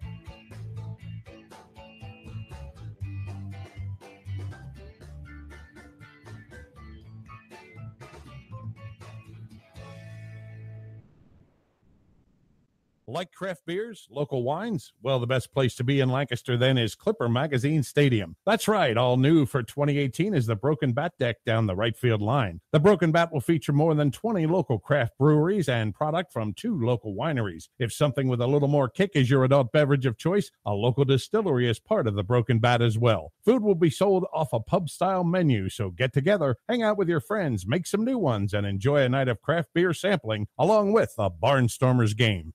AMT Concerts presents Rock at the Park Festival, Saturday, July 21st, featuring sets from Fuel, Eve 6, Sister Hazel, Long Beach Dub All-Stars, Fastball, and more. Rock at the Park, Saturday, July 21st at Clipper Magazine Stadium, Lancaster. Tickets on sale now at rockatthepark.com.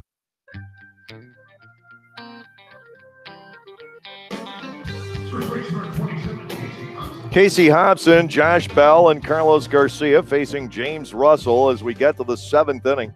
1 run, 6 hits, no errors, 5 left for Sugar Land. Swing and a miss by Hobson. For the Barnstormers, 1 run on 4 hits with 1 error, and Lancaster has stranded 3. Hobson batting no balls and a strike against the lefty Russell. He has been magnificent tonight, as has Joe Gardner been. Inside to KC for a ball, 1-1. Unofficially, just the 80th pitch Russell has thrown. Gardner, by my count, is at 88 through 6 innings.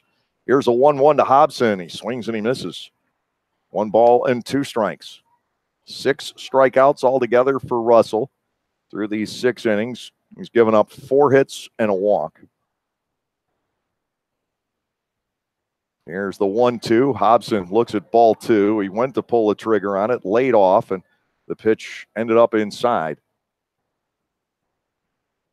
2-2. Casey has walked and he's fly to right. The windup and a 2-2. That's strike 3 called. Casey knew it. 7 strikeouts for Russell. With 1 away, Josh Bell to the plate. He is grounded into a double play, and he is struck out. Russell was the losing pitcher 4-1 to York in the series opener last Friday night. He gave up 6 hits, 4 runs, 3 earned in 6 innings. First pitch is a strike on Bell. It is 0-1. Prior to that, 6 shutout innings against the Road Warriors. No decision in a 2-1 victory. He has not received a lot of support. Good-looking curveball for a second strike. He's got Bell on the ropes at 0-2. He beat York 8-0, but that was in relief. In his 4 starts, his ball club has scored 8 runs and not getting much tonight either. Pitch is low to Bell, 1-2. 5 in a row retired, 3 on strike since the Bortnick tying home run. Here's a 1-2 offering. Bell smokes it right at the shortstop. Rondon with the clean throw, and that is out number 2. Russell has gone through phases tonight. The ground ball phase in the 2nd and 3rd innings. Now he's been in more of a fly ball and strikeout phase as he was back in the 1st. That's the first ground out by a Barnstormers batter since the 3rd inning. Now Carlos Garcia will step in. Carlos is 1 for 2. The Barnstormers have run into a lot of great starting work over the past week and a half. Bennett, Perry, Dwayne Belo, David Kubiak, Dallas Beeler here the other night. Garcia liner out the left. He's got a base hit. That's his 2nd. And somehow the Barnstormers are going to want to get Garcia to second base right now. A steal is about the only way you can do it. He has 11, and he's been caught twice. The Barnstormers running game, again, shut down very nicely by the Sugar Land Skeeters. More the pitchers than Cordero and Norris here this week. Last night, the Barnstormers were able to grab 3, 2 of them by Galen. And Blake, with those stolen bases last night, is now 3 ahead of Darian Sanford on the all-time stolen base list. Corey Dommel is going to pay a visit to the mound to talk things over with Russell, who, since he hasn't been starting all that long here, may be approaching the end of the line tonight. He is not there yet, and it looks like Sugar Land is just getting some action, going in its bullpen out beyond the right field fence. Right-hander beginning to throw there. De La Rosa is the scheduled batter. He is grounded out and struck out tonight. Barnstormers looking for De La Rosa, maybe just to extend the inning because you've got Bortnick in the on-deck circle. And Tyler Bortnick, one of the smaller guys on this team, but he has been carrying the load the last few days. De La Rosa digging in. He has not hit a home run since opening weekend at York. 2 outs, Garcia the runner at first. Russell to the plate. He is low for a ball, 1-0. Anderson walked in front of the grand slam last night and also set up Bortnick's RBI single in the 7th inning with a base hit to left center. 1-0. De La Rosa checks and ball 2 is low. He's got the edge, 2-0.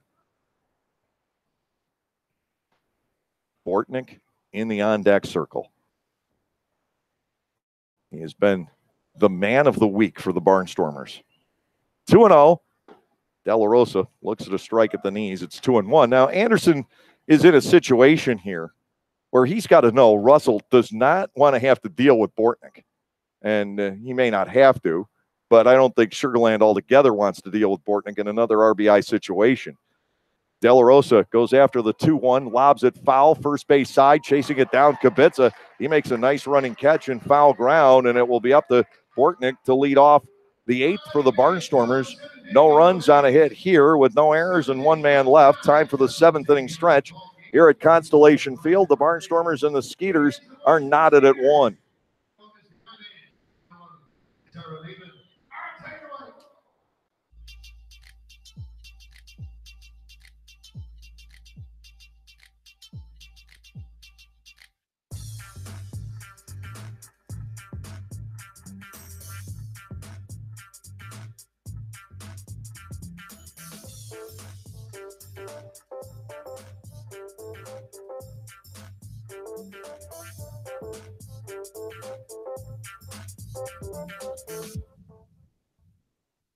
You're totally probably safe to ride on your spare for what, 6, maybe 9 months?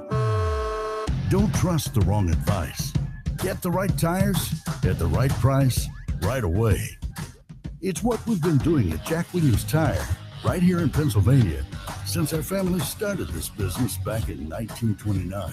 Because doing things the right way is just the Williams way. Get the right tires right now at jackwilliams.com. Lancaster Bible College has been around since 1933, but did you know that they offer degrees in much more than just Bible?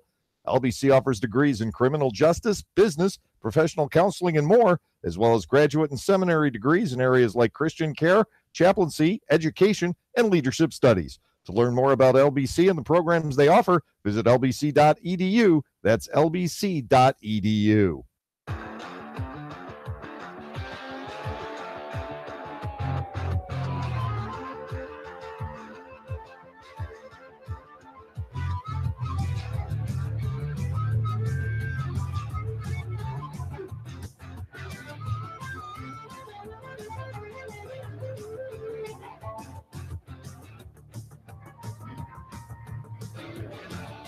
Courtney Hawkins, Anthony Giansani, and Alvaro Rondon scheduled in the bottom of the 7th inning in this 1-1 battle, bottom of the 7th inning.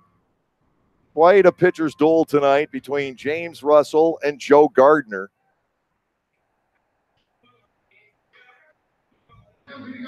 Hawkins, as I said, last inning has been the problem for Gardner. He has a double, a single, and a steal of third. He's driven in the only Sugarland run of the ball game. And you've got to keep him from jerking a ball around to left field here. Gardner to the plate. Breaking ball starts him off. That is inside, almost hit him, ball 1-0. I'm sure that Ross has a very close eye on Joe right now.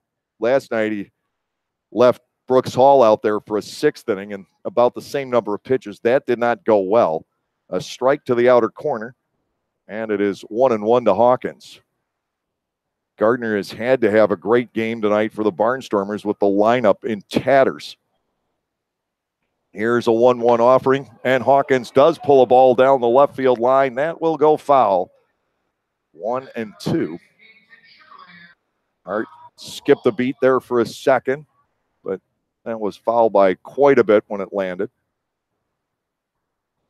Hawkins digging back in with the count of 1-2. His average has started to pick up a bit.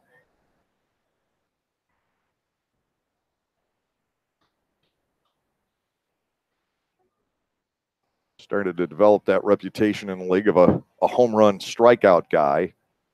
1-2. Bounced all the way past De La Rosa to the backstop. 2 balls and 2 strikes the count. Hawkins at one point the best prospect in the White Sox organization. And one of, at one point, 3 White Sox first rounders patrolling the outfield in the Atlantic League, down to 2. Swung on and missed. Gardner with a fastball away. Hawkins down on strikes, the 4th for Gardner tonight. And with 1 away, Anthony Giansani will step in. Giansani has walked and reached on an infield single. Hawkins and Jared Mitchell of York still here, but the Barnstormers parted ways with Keenan Walker about a month ago. The White Sox not necessarily making the most out of their first-round picks, at least with outfielders. Here's a pitch to Giansani. Oh, he got horribly fooled by Gardner. That was a half swing and then another quarter of a swing in 2 stages. 0-1. Rondon waiting on deck. 1-1 our score, bottom of the 7th. Gardner delivers a low offering, a breaking ball. It is 1-1.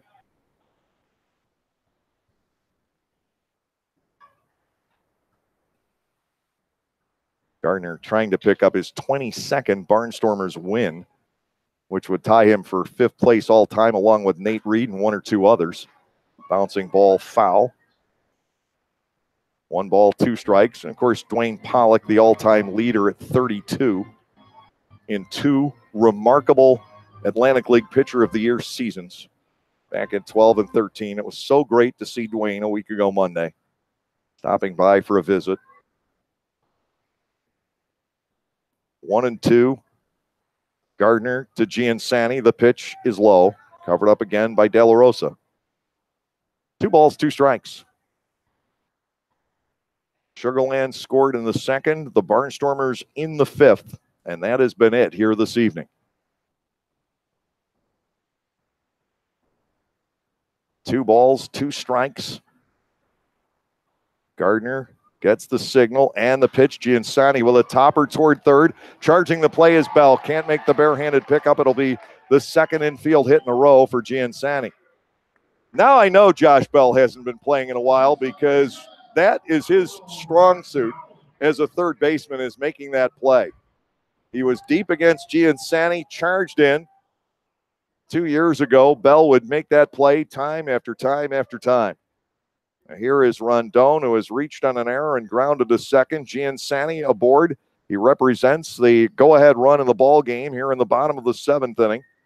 He stole his 10th base of the season back in the 4th inning on the back end of a double steal. Gardner has to contend with the runner aboard, 1 out here in the 7th.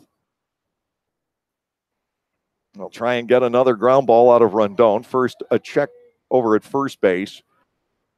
Gardner with a soft toss in the direction of the runner once again. Last inning ended when Kyle Kubica was picked off by De La Rosa.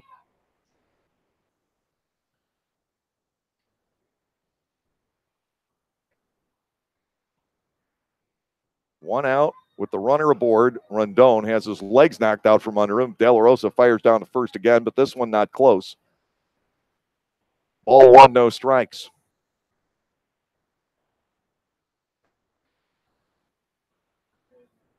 You can't say enough about the effort that Joe Gardner has given his ball club tonight. 1 ball and no strikes to Rondon. Barrett Barnes waiting on deck. The pitch is a called strike, a late break, and The delayed steal works for Giansani. Coverage was a little bit late. De La Rosa had to double clutch on the throw, and the Sugar Land Skeeters are able to get the go-ahead run into scoring position on their third stolen base of the night. It is a ball and a strike on Rondon. A base hit from either Rondon or Barnes likely will give Sugar Land the lead. I should clear that up. A base hit cleanly into the outfield. 1-1. Rondon holds off on a breaking ball down and away. 2 balls and a strike.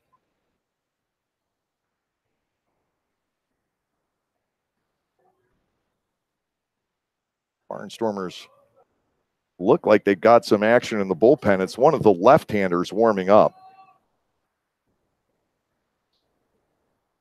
The 2-1 is bunted through. Chance to pick the runner off second. Just back in time, Giansani. Rondon squared around late, trying to drop a bunt down, missed, and De La Rosa pumped the ball through to second base. Giansani barely escapes. 2 balls and 2 strikes on Rondon.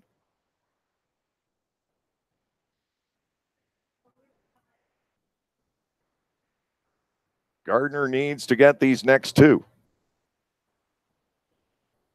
Giansani leads off second base. Gardner ready to go. The 2-2 is just nicked foul. Rondon was leaning, barely made contact. Still 2 balls and 2 strikes. If the Barnstormers win this game tonight, the lead would be 2.5 games. The magic number would drop to 6.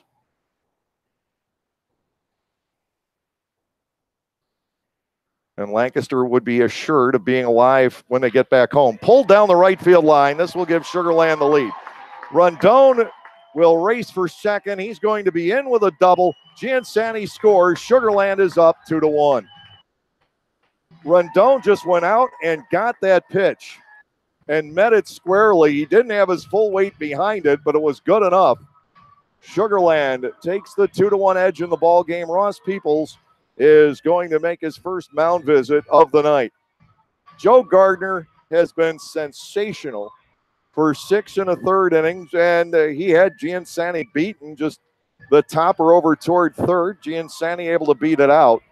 Now the RBI double by Rondon gives Sugar Land the lead. The Barnstormers will have to fight back over the final 2 innings, and I think that there's at least a decent chance that the Barnstormers are going to see Russell for the 8th. And then Felipe Paulino, the league's leading closer, if you combine saves and ERA, in the 9th inning. Reynolds is tied with Paulino in saves, but Felipe has the better ERA of the 2, so we'll give him the edge on that tiebreaker.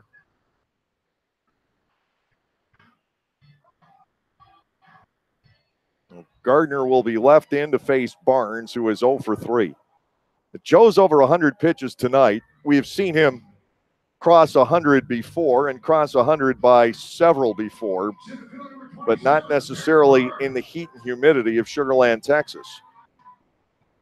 Barrett Barnes stepping in. He is 0 for 3, robbed by Bortnick back in the 5th inning. Sugar Land 2, Lancaster 1, bottom of the 7th inning. Boy, what a brilliant start for Gardner.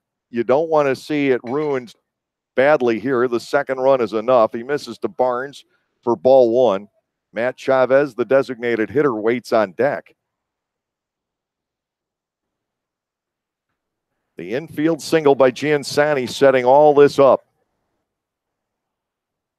Time called. Barnes will back out for a moment. Sugar Land looking to add some extra runs against perhaps a tiring Joe Gardner here in the 7th. The ball 1 pitch is outside, make it 2-0. And that last double by Rondon giving Sugar Land the lead, and I think perhaps deflating the balloon of Joe Gardner a little bit. He has not looked good on this at bat to Barnes. 2 balls and nothing, just 1 out in the inning. The next pitch, breaking ball finds its way. 2-1. Rondon has outstanding speed. He has stolen 13 since coming to Sugar Land. He did not start the year here. They've really had a roulette wheel of shortstops. Initially, it was somebody else, and then they picked up Ray Navarro, who only played the series in Lancaster pretty much. 3 balls and a strike, did a lot of damage, and then Navarro's contract was purchased. Sugar Land's lost 7, but it really hasn't affected this ball club at all. They just can reload at will down here. 3 balls, 1 strike. Rondon at second base with 1 out. Gardner may be seeing his last batter. The pitch, and that is hammered down the right field line. If that stays fair, it's an extra run, and it does. Extra bases for Barnes. He's going to race for third. It's now a 3-1 ball game on the triple by Barnes, and Sugar Land begins to pull away here in the bottom of the 7th inning. You could see it in Joe Gardner that there was nothing left in the tank. He gives up the triple to Barnes, a guy he had handled very well all night long. Matt Chavez will come to the plate, and that's going to be it for Gardner here tonight. And his quality start will be ruined by this inning if Barnes happens to score with the 1 out here. And he is the runner at third base. An infield base hit got it all started. Gardner ran out of steam. And for Sugar Land, 2 runs home and another one poised at third base here in the bottom of the 7th. We've got the pitching change. While it's in the works, we're going to pause for these messages.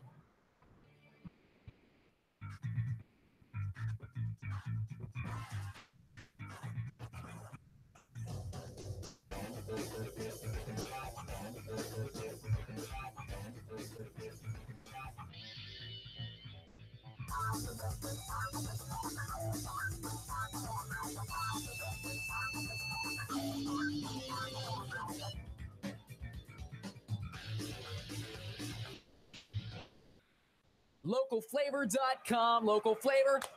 Localflavor.com, local flavor. Excuse me, are you saying localflavor.com? Oh, yeah, it's where I save big bucks on all kinds of things. Home improvement projects, dining out, family fun, electronics, jewelry, clothing. I even bought my wife a fancy spa package for half price. Half price? Yep, you know all the deals you find in Clipper Magazine. I love Clipper Magazine. Well, they're all on localflavor.com too. And you can get them right on your phone thanks to localflavor.com's mobile app. Here, take a look. Well, this app is amazing. Look at all these restaurants, amusement parks, car washes, fitness centers. This is worth sharing about. Exactly. Localflavor.com online, the Local Flavor mobile app, and Clipper Magazine together. It's like a triple play. Do the cheer again. I'm in. Localflavor.com, local flavor. Come on, everybody! Localflavor.com, local flavor. Localflavor.com, local flavor.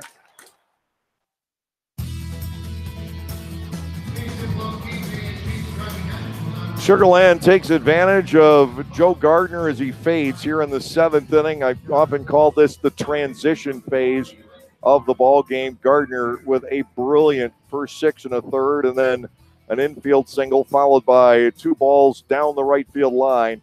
And Sugar Land is broken out to a 3-1 lead. They've got Barrett Barnes at third with just 1 out. And John Anderson will take over to face the right-handed batting Matt Chavez, left-handed hitting Colin Walsh in the on-deck circle. Anderson, part of this brilliant Barnstormers bullpen. This will be his 19th appearance. He is 0-1 with a save. His ERA 1.90, and just about all of that was the Alex Castellanos 3-run home run, which is far in the rearview mirror. 14 hits allowed, just 4 earned runs in 19 innings, 6 walks and 17 strikeouts for John Anderson, left-hander from Pleasanton, California, now living in the Tampa Bay area. The Barnstormers decide to walk Chavez intentionally. Oh, that will belong to Anderson. Colin Walsh, left-handed batting, well, actually switch-hitting third baseman, steps in. Barnstormers haven't used many left-handers in this series. Runners are at first and third with 1 out. Walsh batting, another switch hitter. Albert Cordero waits on deck. John Anderson into the motion. His pitch sliced into right field. That'll be the 4th run. In to score is Barnes. Walsh takes the first pitch and singles into right. Chavez up the second, and that will close the books on Gardner. And unfortunately, Joe will not be credited with a quality start tonight. 9 hits and 4 runs over 6 1/3 innings with a walk, a hit batter, and 4 strikeouts. That really does not tell the story of the job Joe did here this evening. If he is taken out after the 6th inning, we're talking about what a sensational outing he had. 1 out, runners are at first and second. Albert Cordero will try to put this one away. 4-1 Sugarland. The Anderson pitch, Cordero pops it up foul out of play. He goes down, strike 1. Cordero is struck out, grounded into a double play, and flied out. If the Barnstormers do not rally here tonight, they will go into tomorrow night again with their division lead hanging by a thread and 1 week to go. Lancaster needs to win 3 out of these 7 here this week. It's 1-1 right now. Sugarland has taken a big edge here in game 3. Cordero bats 0-1. Breaking ball is sliced foul. That fellow make that catch? I'm not sure if he did or not. No balls and 2 strikes. Gentleman brought his glove with him. He at least took a stab at it, and I couldn't see if the ball got away from him or not. 0-2.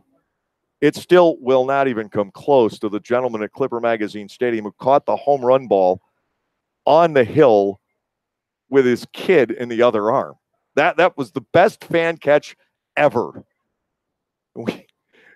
We focused on that for a while. 0-2 to Cordero. Breaking ball popped up behind the plate. Digging back is De La Rosa, but he will not have a play. Still 0-2 on Cordero. Dennis Phipps waiting in the on-deck circle. Tough inning for Gardner, Anderson, and the Lancaster Barnstormers. Now down by 3, and so much of this, the Barnstormers' lack of offense for the second night out of the 3 in this series. And over the weekend, the Barnstormers had those late inning wins against Long Island, 3-1 and 1-0. The offense is eerily quiet. In fact, Blake Galen has done absolutely nothing tonight. Cordero, very widespread stance as a right-handed batter, awaits the 2-strike offering again and slaps a foul back into the net. No balls, 2 strikes. We continue.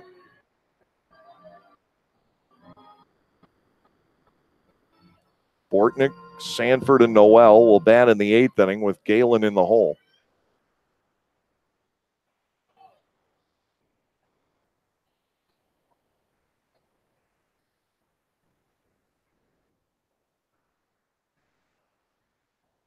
Chavez leads from second. Walsh off of first base. 2 strikes to Cordero. It's amazing he can get the bat around from out of that stance, but he does. Into the dirt. Ball 1 and 2 strikes. Runners do not try to move on De La Rosa, who blocked it. 1-2. Cordero just about covers the entire batter's box from front to back. Down in a very low stance. It's similar left-handed, but not quite as spread out. His stance is also a little bit open. His knees are bent, but those legs are spread out so far. He's not a tall guy to cover that much of the batter's box. Leans back as well. 1-2. And Anderson gets a chopper up the third base line, foul off his foot. The count will continue. Still 1-2. Anderson just trying to get the Barnstormers out of this inning. The last 5 Skeeters have reached base. 4 hits around an intentional walk. They have taken the Barnstormers very well to right field in this inning. The last 3 hits have been in that direction. 2 off right-handed bats, 1 off a lefty. 1-2. Cordero looks at a fastball away. 2 balls and 2 strikes. Well, if the lead is only going to be a half game going into tomorrow night, there's probably nobody I'd rather have on the mound more than the seemingly unflappable Jonathan Albaladejo. He'll match up against Casey Coleman in the fourth game of the series. 2 balls, 2 strikes. Anderson will deliver, and that is looped out the short left. Here comes Desmay. Grant is there, putting it away two-handed. Second out of the inning, bringing on Dennis Phipps. Anderson has done a terrific job so far this year, stranding opposing pitchers' runners, but he couldn't get that done tonight. First pitch he actually threw, Walsh took into right field for the RBI single, scoring Barnes. Phipps to the plate. He was 1 for 3 against Gardner. And now here comes Ross Peoples out of the dugout. And that is going to be it for John Anderson. He wants a right-hander, and that's what we're going to get. Second pitching change of the inning, and while it takes place, we're going to pause for these messages.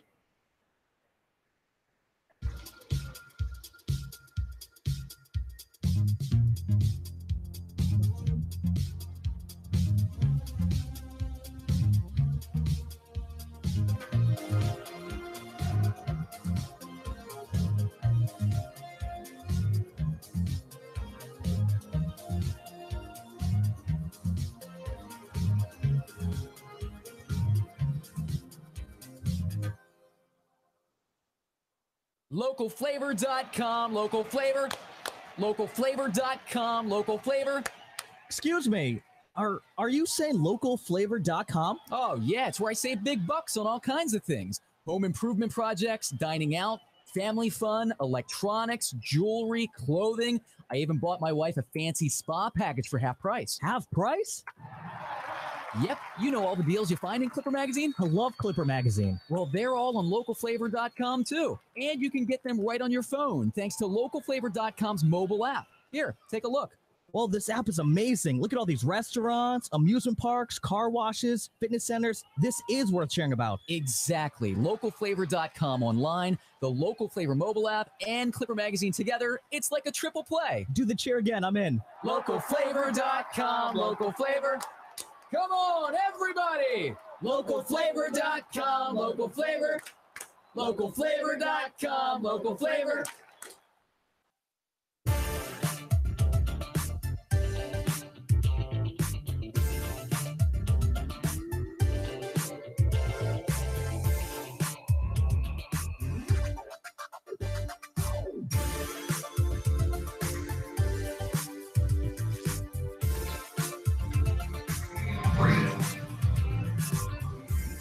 Barnstormers need to get one more out here in the bottom of the 7th, and that is the responsibility of Steven Johnson. He'll be facing Dennis Phipps with 2 outs, 2 on. Sugarland has erupted for 3 runs in this 7th inning to take charge of the ball game 4-1. Lancaster will get 2 more opportunities. Steven Johnson in his 20th ball game, 1-0 with a 1.69 earned run average.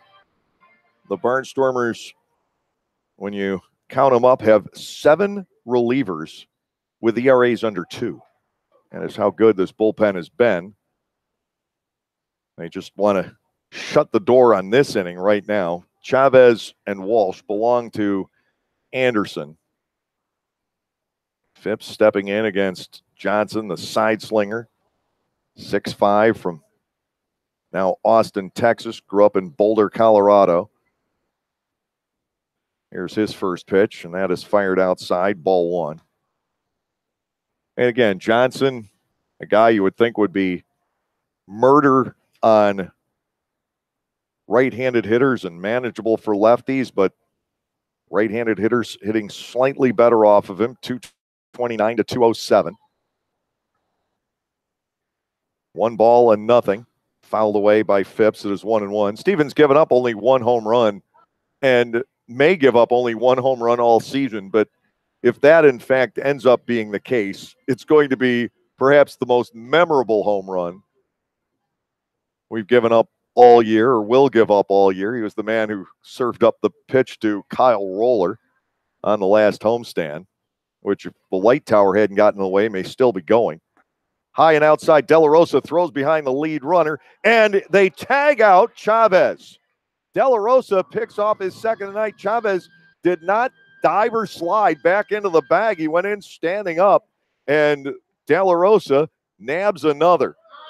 It cuts the inning off, but 3-run score on 4 hits with no errors, and as it turns out, 1 man left on base. We'll credit Steven Johnson for a third of an inning, not that he really did anything, and it will go to the 8th, 4-1 in favor of Sugar Land. Holding ticket number F791084. Once again, that is F7.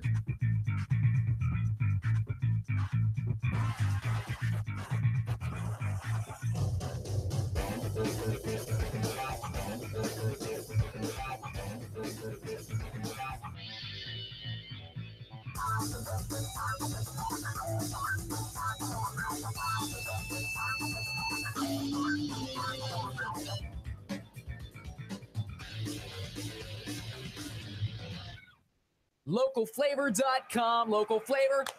Localflavor.com, local flavor. Excuse me, are you saying localflavor.com? Oh, yeah, it's where I save big bucks on all kinds of things. Home improvement projects, dining out, family fun, electronics, jewelry, clothing. I even bought my wife a fancy spa package for half price. Half price? Yep, you know all the deals you find in Clipper Magazine. I love Clipper Magazine. Well, they're all on localflavor.com too. And you can get them right on your phone thanks to localflavor.com's mobile app. Here, take a look. Well, this app is amazing. Look at all these restaurants, amusement parks, car washes, fitness centers. This is worth sharing about. Exactly. Localflavor.com online, the Local Flavor mobile app, and Clipper Magazine together. It's like a triple play. Do the cheer again. I'm in. Localflavor.com. Local Flavor. Come on, everybody. Localflavor.com. Local Flavor. Localflavor.com. Local Flavor.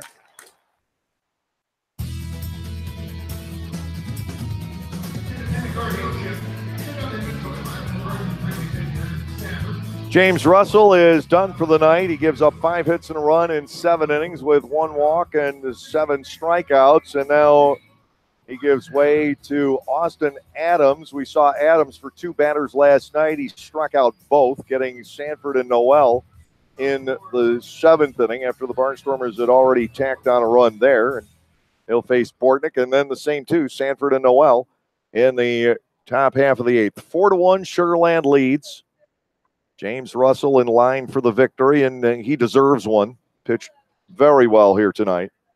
Bortnick at the plate. He homered for the only Barnstormers run to this point. Now looks at a strike on the inside corner from Adams. 0-1 the count here. Barnstormers needing somehow to make up 3. They did score 3 runs in the 8th inning of the series opener, but they were down 8-0 when those came. Swing and a miss. Bortnick trails 0-2, and Lancaster has not been able to figure out Adams. 6 hits, 2 runs in 9 innings over 10 appearances for this right-hander. One of the 9 arms on this pitching staff that has gotten to Major League Baseball. That is a lot. 0-2 pitch. Bortnick slices it out the right. In position is Phipps to put it away. 1 down. Bortnick retired for the 2nd time tonight. Darian Sanford to the plate. Darian is 2 for 3. Just 5 outs left for the Barnstormers here tonight. They will still be the division leaders come tomorrow regardless.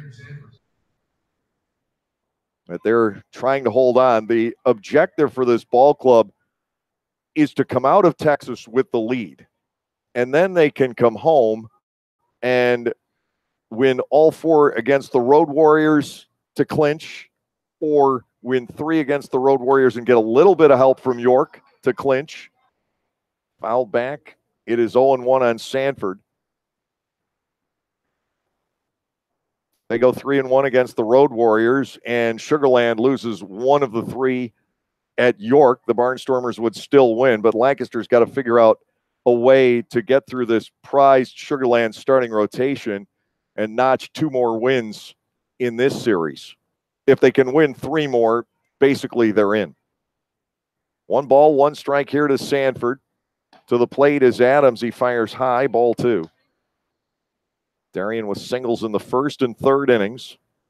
The Barnstormers, if you want to get a feel for how good Russell was, how much he repressed the Barnstormers offense tonight, as the 2-1 is high to Darien, 3 balls and a strike.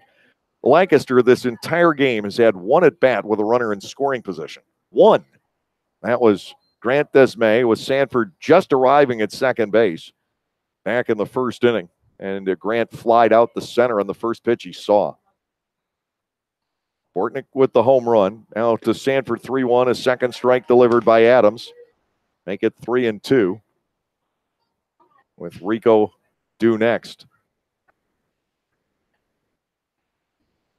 Barnstormers have the best overall record in the league. Sugarland is second, and there's a drop-off before you get to the Liberty Division leading Somerset Patriots. By the way, we'll take a look at the race in the other division. Somerset shuts out New Britain tonight 5-0. Long Island beats York 6-4. That really puts a dent in New Britain's comeback hopes. 3-2, Sanford swings and foul tips it. It's held by Cordero. 2 outs here in the top of the 8th inning. Rico Noel to the plate. He is 0 for 3. It was Kyle Davies with 6 shutout innings for the Patriots tonight. Nobody with a particularly big night for Somerset, though Julio Bourbon did hit a home run, his 5th.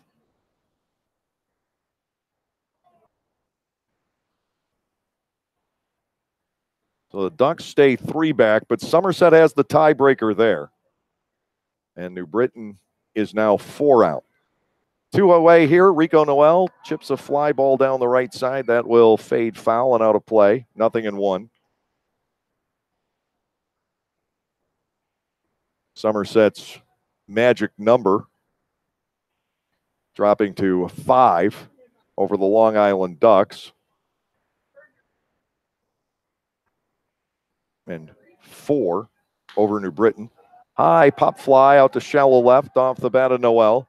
Retreating is Rondon. He'll concede it to Hawkins, who had White showing when he held on. Hawkins dropped the fly ball by Noel last night that led to a run. Nothing across in the top half of the 8th inning for the Barnstormers. Bottom of the 8th coming around. Sugarland's up 4-1.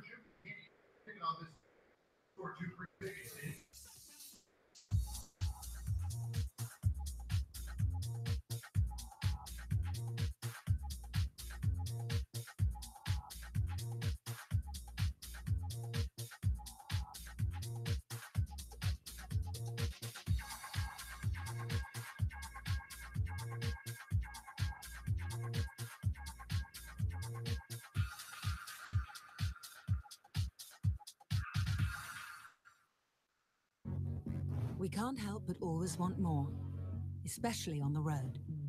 More horsepower, heightened handling, elevated design. Get more out of your drive with a Lexus IS. Bold styling, track-tuned handling, available 311 horsepower. Experience the exhilaration of the IS 350 and IS 300. Available in F-Sport and all-wheel drive. See Bobby Rahal Lexus in Mechanicsburg. Enjoy weekends with the Barnstormers all season long. Every Friday evening home game will feature a different giveaway ranging from t-shirts to beach towels to backpacks. On Saturdays, enjoy the best entertainment doubleheader there is with Barnstormers baseball followed by fireworks. Sundays are fun days at the ballpark. Get autographs from some of your favorite Barnstormers players and play catch on the field before the game. Once the game is over, it's a Domino's Pizza Kids Base Run. Call 717-509-HITS to order your tickets or go to LancasterBarnstormers.com. And we'll see you at the ballpark.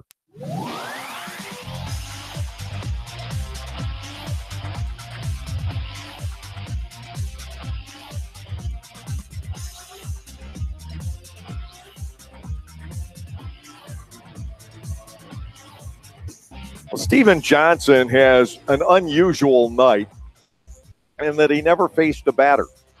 He goes a third of an inning while he was pitching to Dennis Phipps. Matt Chavez was picked off second base by Anderson De La Rosa, and now Jared Lakend comes on for the bottom of the 8th. Lakend is local. and gets a chance to pitch in front of the friends and family. By local, I mean that he is also from the Houston metropolitan area. That does not necessarily mean that his home is a hop, skip, and a jump away from here. He lives northwest of Houston. We are southwest. The first pitch to Phipps, lifted foul out of play to the right side. It is 0-1. Jared Lakin, like Blake Galen, had a role with Team Israel.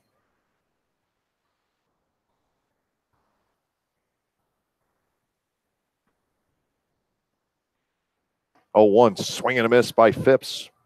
No balls and 2 strikes.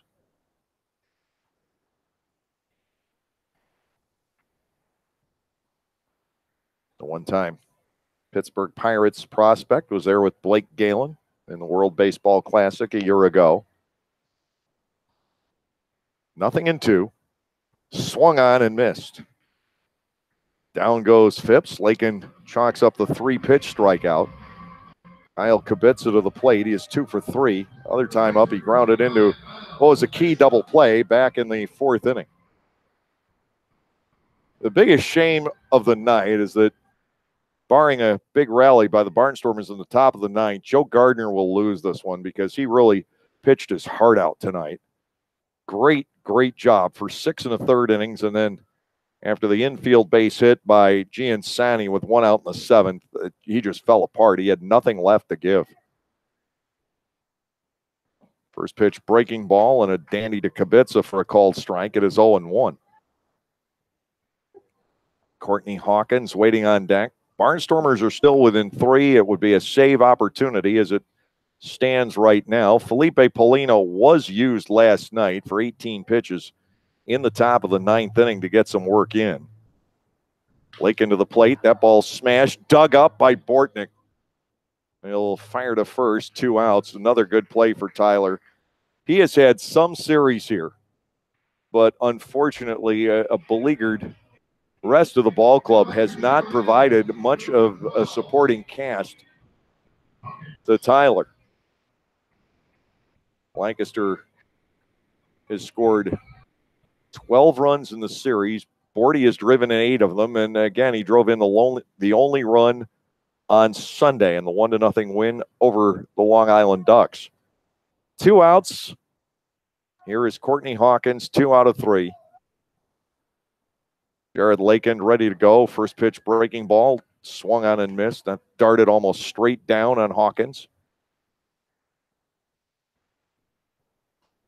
6'2". Jared Lakin, whose family may own the most popular business in town down here, an ice cream shop up in his hometown of Cypress, or nearby anyway. Into the dirt for a ball, 1-1. Remember talking about that with Jared on a dugout report a few weeks ago.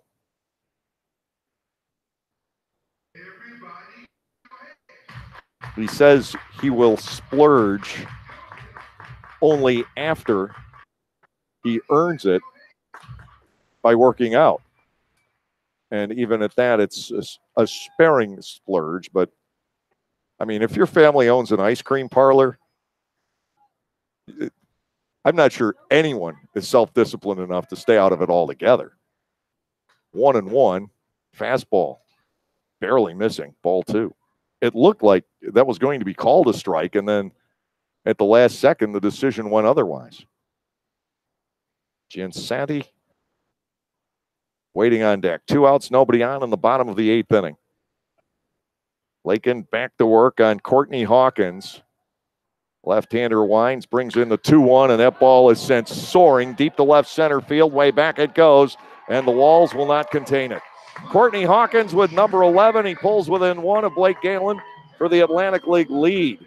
And Lakin gives up his first home run of the season. It's a 5-1 ball game now, and no longer a save opportunity for Polino or anyone else, unless Adams stays in. Then he could get one. Here is Giansani, who is 2 out of 3, has reached twice on infield singles, and the last one got the ball rolling in the 7th inning. Hawkins with the home run to left center field. Lakin had fallen behind in the count and put one in Hawkins' wheelhouse. Giansani steps in.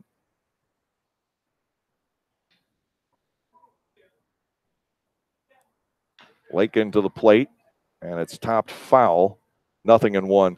The Barnstormers will gladly take on the role of the 1960 Pittsburgh Pirates in this series if they have to. Statistically, Sugar Land has dominated over these 3 games, but the Barnstormers were able to pull out the narrow win last night.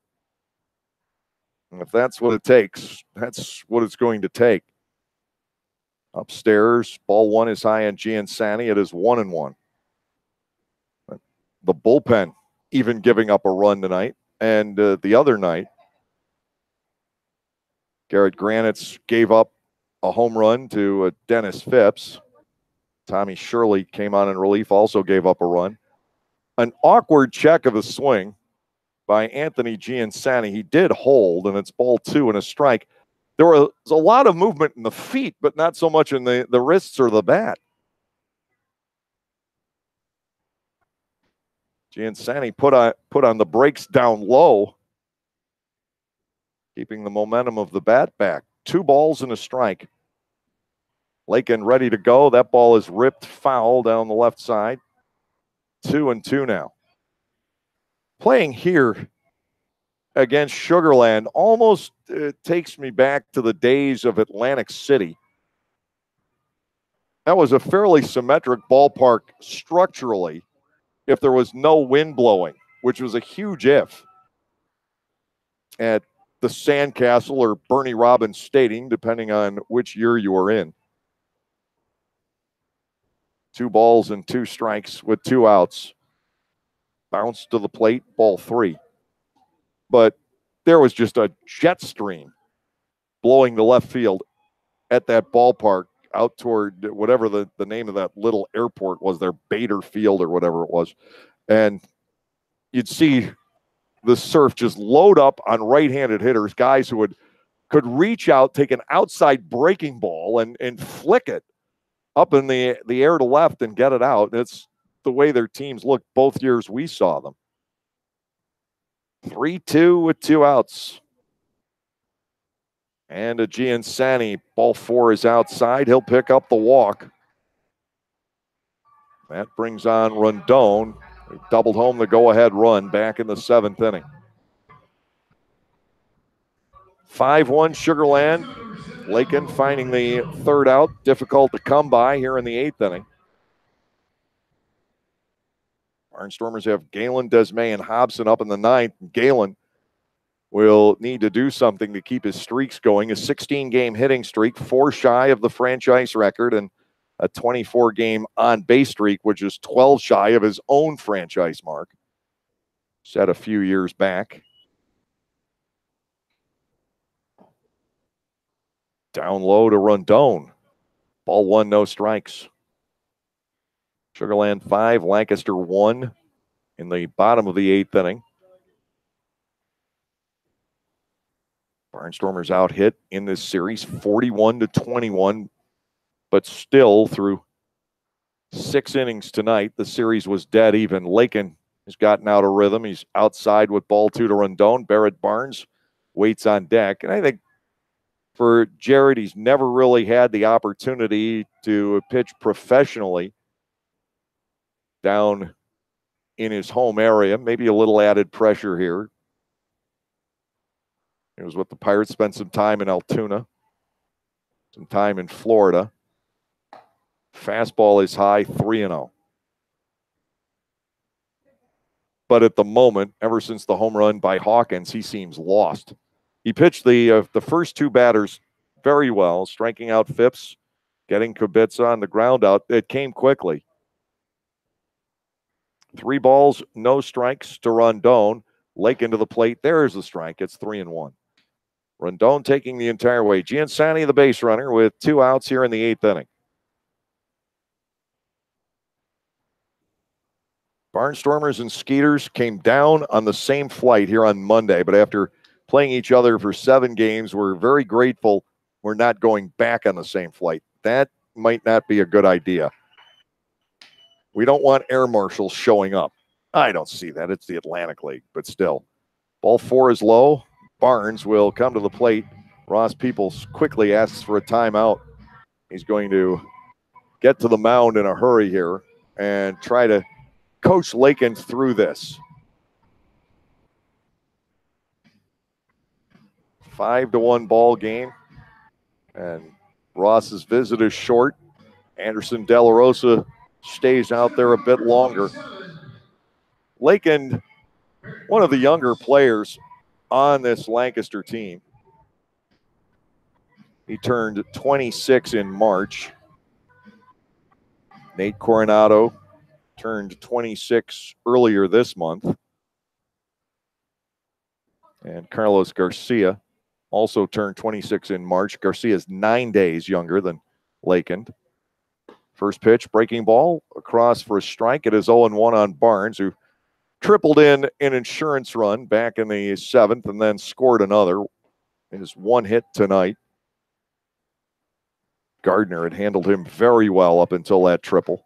But you could tell on the 3 balls on that particular plate appearance, Joe was out of steam.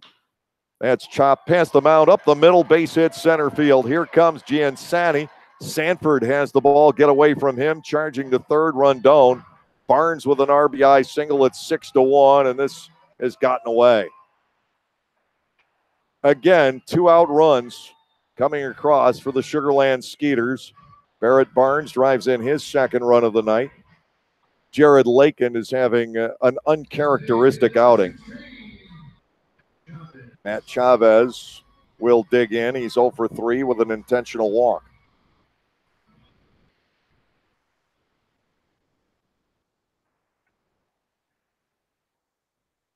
Barnstormers are not being charged with an error on that play. Apparently, the thinking is Rondon was going to third anyway. Chavez digging in against Lakin, who's just struggling to get this last out. The pitch, grounded foul right to the Lancaster dugout. No balls and a strike. 12 hits now for Sugarland to the Barnstormers 5, and now they post the error on the board. I thought that belonged there. E8 on Darian Sanford. He overran the Barnes base hit. 2nd error charged tonight. Carlos Garcia had the other. That ball had a lot more on it than I originally thought. Got up the middle cleanly. Dribbler foul by Chavez and a 2nd strike. It is 0-2. And Barnstormers, barring a miracle in the 9th inning, will just look to regroup tomorrow night as they did last night to pull out the 8-6 win.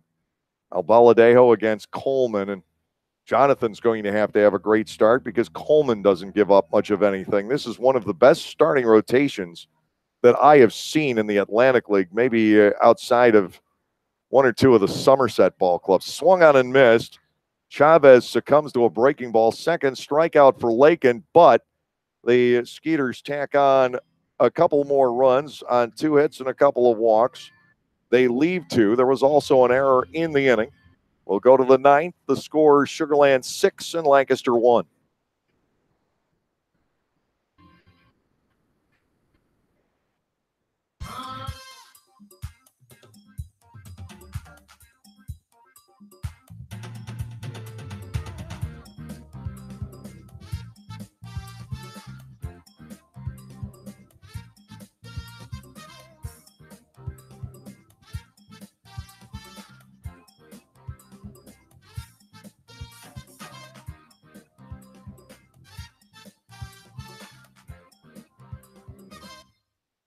I'm a chef.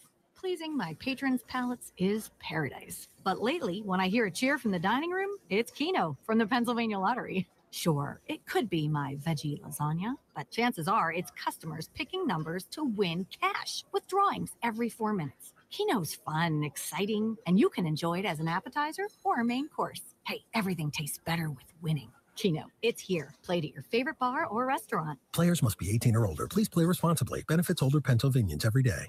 Enjoy a weeknight with the Barnstormers and leave with your wallet largely intact. Come on out on Munchie Mondays for all you can eat nachos, dogs, fries, popcorn, and soda for 2 hours. Or how about Koozie Tuesdays, where fans of legal age can enjoy $2 domestic drafts from 6:30 to 8. Bring your dog on Wiener Wednesdays and enjoy delicious dollar dogs as well. Or on Thrifty Thursday, popcorn is just $1, sodas are $2, and lawn seats are only $3. Call 717-509-HITS to order your tickets or go to LancasterBarnstormers.com. And we'll see you at the ballpark.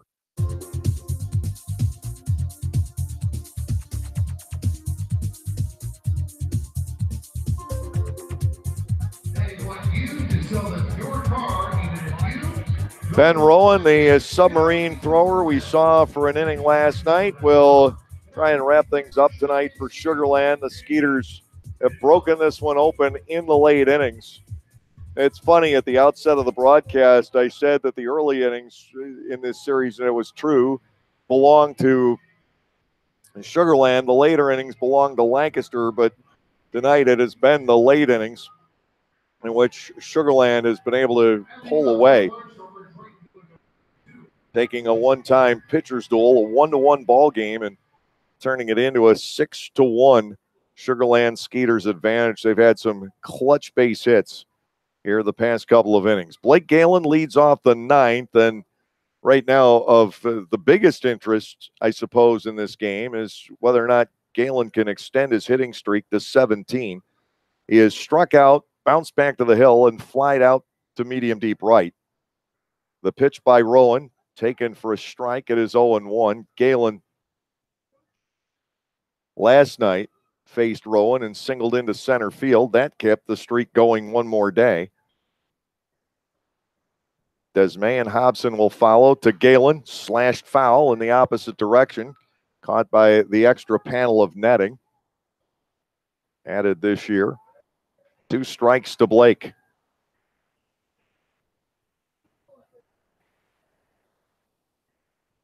Well, they've handled him tonight. They pretty much handled everybody. A home run for Bortnick, 2 singles for Garcia, 2 singles for Sanford. That has been it. 0-2. Rowan to the plate. Galen inside out swing, fights it off, fouling it back into the net again. Still 2 strikes.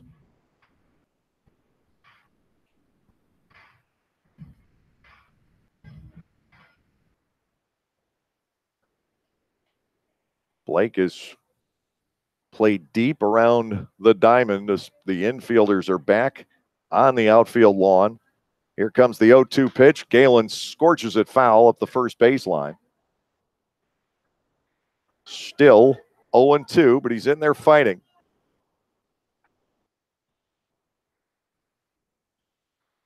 He's had a tough night in right field, too. Ball got away from him briefly in the second inning. I don't think that really cost anything. Charged in, tried to make a sliding catch on a ball. Didn't quite get there. Just outside, Galen and his hitting streak are still alive at 1-2. Brooks Hall's been coaching first base for a while. Ross Peoples still out there coaching third because Josh Bell is in the lineup. 1-2 to Galen. Ground ball toward the middle. Sliding backhanded stop made by the second baseman, Giansani, and he robs Galen for the 3rd night in a row. That is likely to end the hitting streak. Twice in center field in this series, Giansani has made a diving catch against Blake, and now he goes wide to his right, handles that ground ball, comes to a stop, and gets the throw off the first base. Galen retired, and the streak likely over. Grant Desmay comes to the plate. He is 0 for 3. He is flied out, lined out, and struck out. Galen almost pulled it off. Giansani gets in the way. With 1 out, here's the pitch to Desmay. A swing and a miss. No balls and a strike. Just 2 outs left to the Barnstormers here tonight. And then I'll have to settle in and get ready for tomorrow. 0-1. Big roundhouse slider, and Desmay chases that. 0-2. Casey Hobson, the on-deck batter. Barnstormers bats once again eerily silent here tonight. Fouled away. Desmay let go of the bat. It ends up toward the backstop. The ball ends up onto the rooftop over on the first base side. Grant will continue at 0-2. The Barnstormers had been the league's top offensive team for the first 40 games or so of the year, and more recently, that offense has begun to sputter.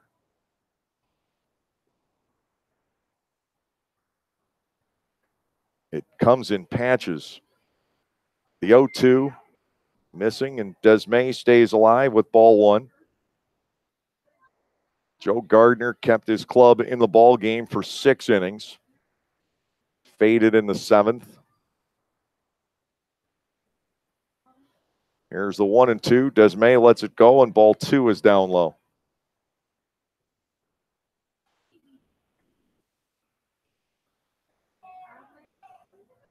Grant is just 1 out of his last 17. He had that hot streak back in the middle of June. 2-2. Line drive and a base hit to left field. So Desmay on the board. The Barnstormers get base hit number 6. Clean line drive single for Grant. And when you haven't seen a submarine thrower for a few years, well, Desmay did face him last night. He flied out to right field against him, but still, that's hanging in there quite well. Casey Hobson, the batter, 0-for-2 with a walk. One guy on for the Barnstormers here in the 9th inning. We'll see how far they can stretch it out. Good at bat for Grant. Hobson takes a ball inside, 1-0. Josh Bell on deck. He will get to step in left-handed. Ross had to change his lineup twice before the game. The Stormers have been dropping like flies, swing and a miss. It is 1-1. Noel back in the lineup, but just doesn't look 100%. He only has 1 hit in the series. We haven't seen him running. And Frias is down. Castile is down. Coronado couldn't play tonight. 1-1. Hobson crowded again for ball 2. It is 2 balls and a strike.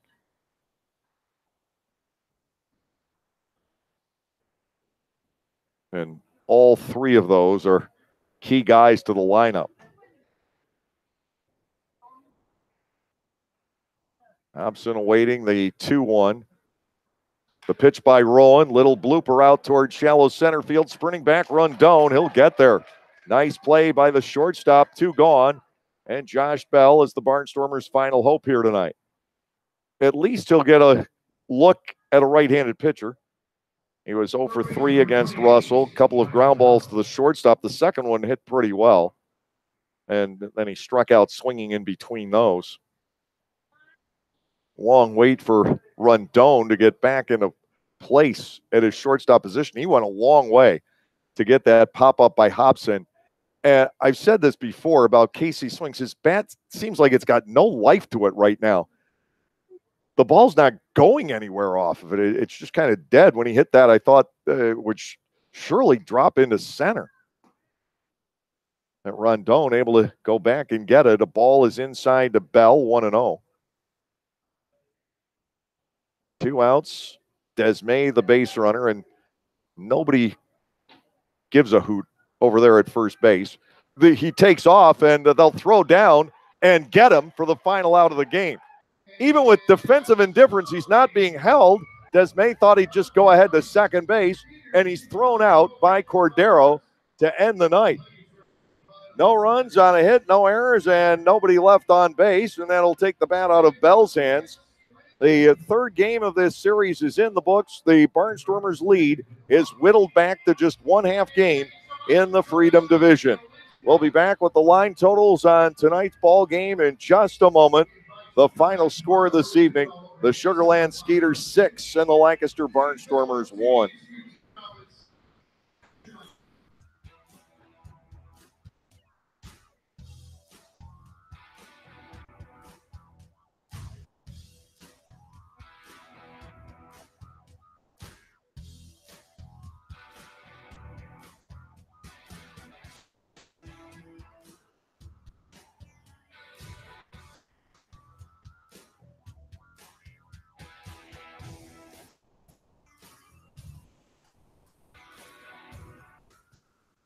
Learn from the pros right here in Lancaster. The Lancaster Barnstormers are offering 2 3-day-long youth clinics this summer with instruction on pitching, hitting, fielding, and base running. Each session, led by veteran professional players, will last from 9 until noon with lunch to follow. Choose from June 19th to 21st or July 24th to 26th. So learn what it takes to succeed on the field and off. Call the Barnstormers office at 717-509-HITS or go to LancasterBarnstormers.com. Space is limited. Act now.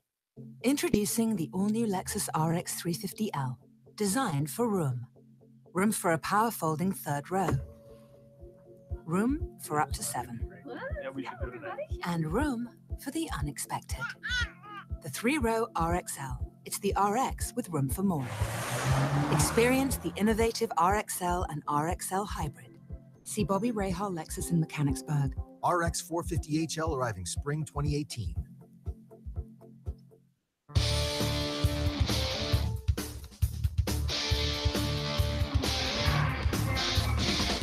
Sugarland takes its second in this prolonged 7-game series. The Skeeters draw within 1/2 game of the Barnstormers in the Freedom Division race, a race which Lancaster has led since a 2-1 win over the Somerset Patriots back on Saturday, the 12th of May. For the Skeeters this evening, 6 runs on 12 hits, no errors, 8 left. And the Barnstormers with 1 run on 6 hits, 2 errors, and 4 runners stranded. James Russell with the win for the Skeeters. He is even at 2-2 now, 7 innings, 5 hits, and a run. The loss goes to Lancaster starter Joe Gardner, who is now 3-5. Gardner pitched his tail off here tonight for 6 1/3 innings, and then it all fell apart on him. 1 out into the 7th. He had matched Russell stride for stride until the 3-run 7th inning. The home runs in the game tonight for the Barnstormers. Their only run coming on Tyler Bortnick's 4th home run of the season, his 2nd here in Sugarland. Bortnick has driven in 9 of the Barnstormers' last 13 runs that this ball club has scored. And then a solo shot for Courtney Hawkins, 2 outs into the bottom half of the 8th inning, his 11th home run of the season. We don't have the official time of game posted yet tonight. It was 2 hours, 50 minutes, give or take a minute. And the crowd, 3,845 here at Constellation Field for the 3rd game of this 7-game series. The wrap-up show will be coming your way next, right here on the Lancaster Barnstormers YouTube channel.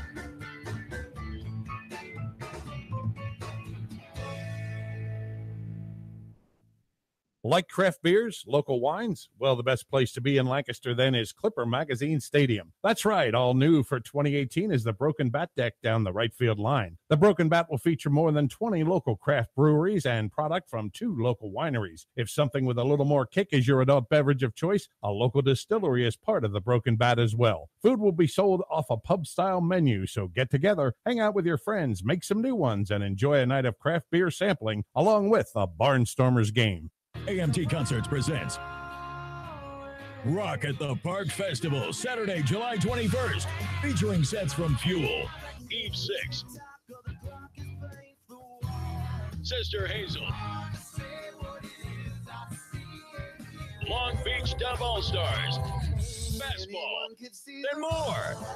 Rock at the Park, Saturday, July 21st at Clipper Magazine Stadium, Lancaster. Tickets on sale now at rockatthepark.com.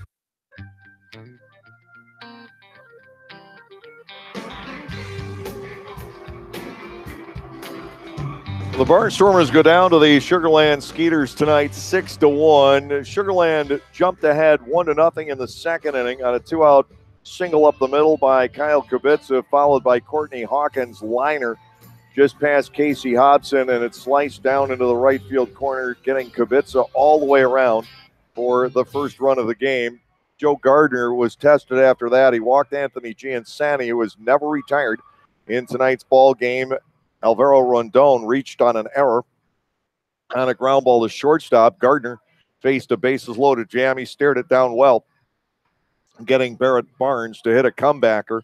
And the Barnstormers stayed within the 1-0 deficit until the top of the fifth. Tyler Bortnick tied the ball game with a home run up onto the picnic porch out in left field. That leveled the game at 1. Gardner kept it there for a while. Ross Peoples stuck with Joe into the 7th inning. Gardner struck out Hawkins leading off the 7th, and then everything fell apart. And it got started so innocently. Anthony Giansani, who has had a fantastic series on both sides of the field here at Constellation in this series, he dribbled the ball toward Josh Bell, who probably 2 years ago could have made this play, but it's a tough one. He got tested. He was playing deep against Giansani. The ball a chopper, and Bell unable to make the barehanded pick. Giansani safe at first. He stole second. And then Alvaro Rondon, who has been behind in the count throughout the entire sequence, was able to slightly off balance, pull a Joe Gardner a pitch around down the right field line to score Giansani and give Sugar Land a 2-1 lead. They would extend it as the next batter, Barrett Barnes, tripled deep into the right field corner. That would be it for Gardner. But Colin Walsh added an RBI single off of John Anderson to make it 4-1. And then in the next inning, 2 more runs came home against Jared Lakin, a home run for Hawkins and an RBI single for Barnes. That's where we got tonight, 6-1. Blake Galen loses his hitting streak at 16 games, his on-base streak at 24. The Barnstormers have 4 games left here, and they love to win 3. They need to win 2. Now, the formula for doing that is difficult. The Barnstormers are facing a lot of obstacles. One, the Sugar Land Skeeters, let's face it, are a very good baseball team. Secondly, the Barnstormers are battling an entire plague of injuries and illnesses right now. Third, our ball club is not at all designed for this field, where the Skeeters clearly are. So the Barnstormers need to overcome all 3 of those. They did it last night. Tomorrow night, they've got, I think, the guy you want to have on the mound for that game, Jonathan Albaladejo. He doesn't dominate, but he knows how to win. Jonathan coming in with a record of 5 wins and 2 losses. He'll match up against Casey Coleman, who's 2-0. His ERA barely over 1. Coleman has not been with the Skeeters all that long, and that's coming your way at 6:45 Central, 7:45 Eastern. More on that later.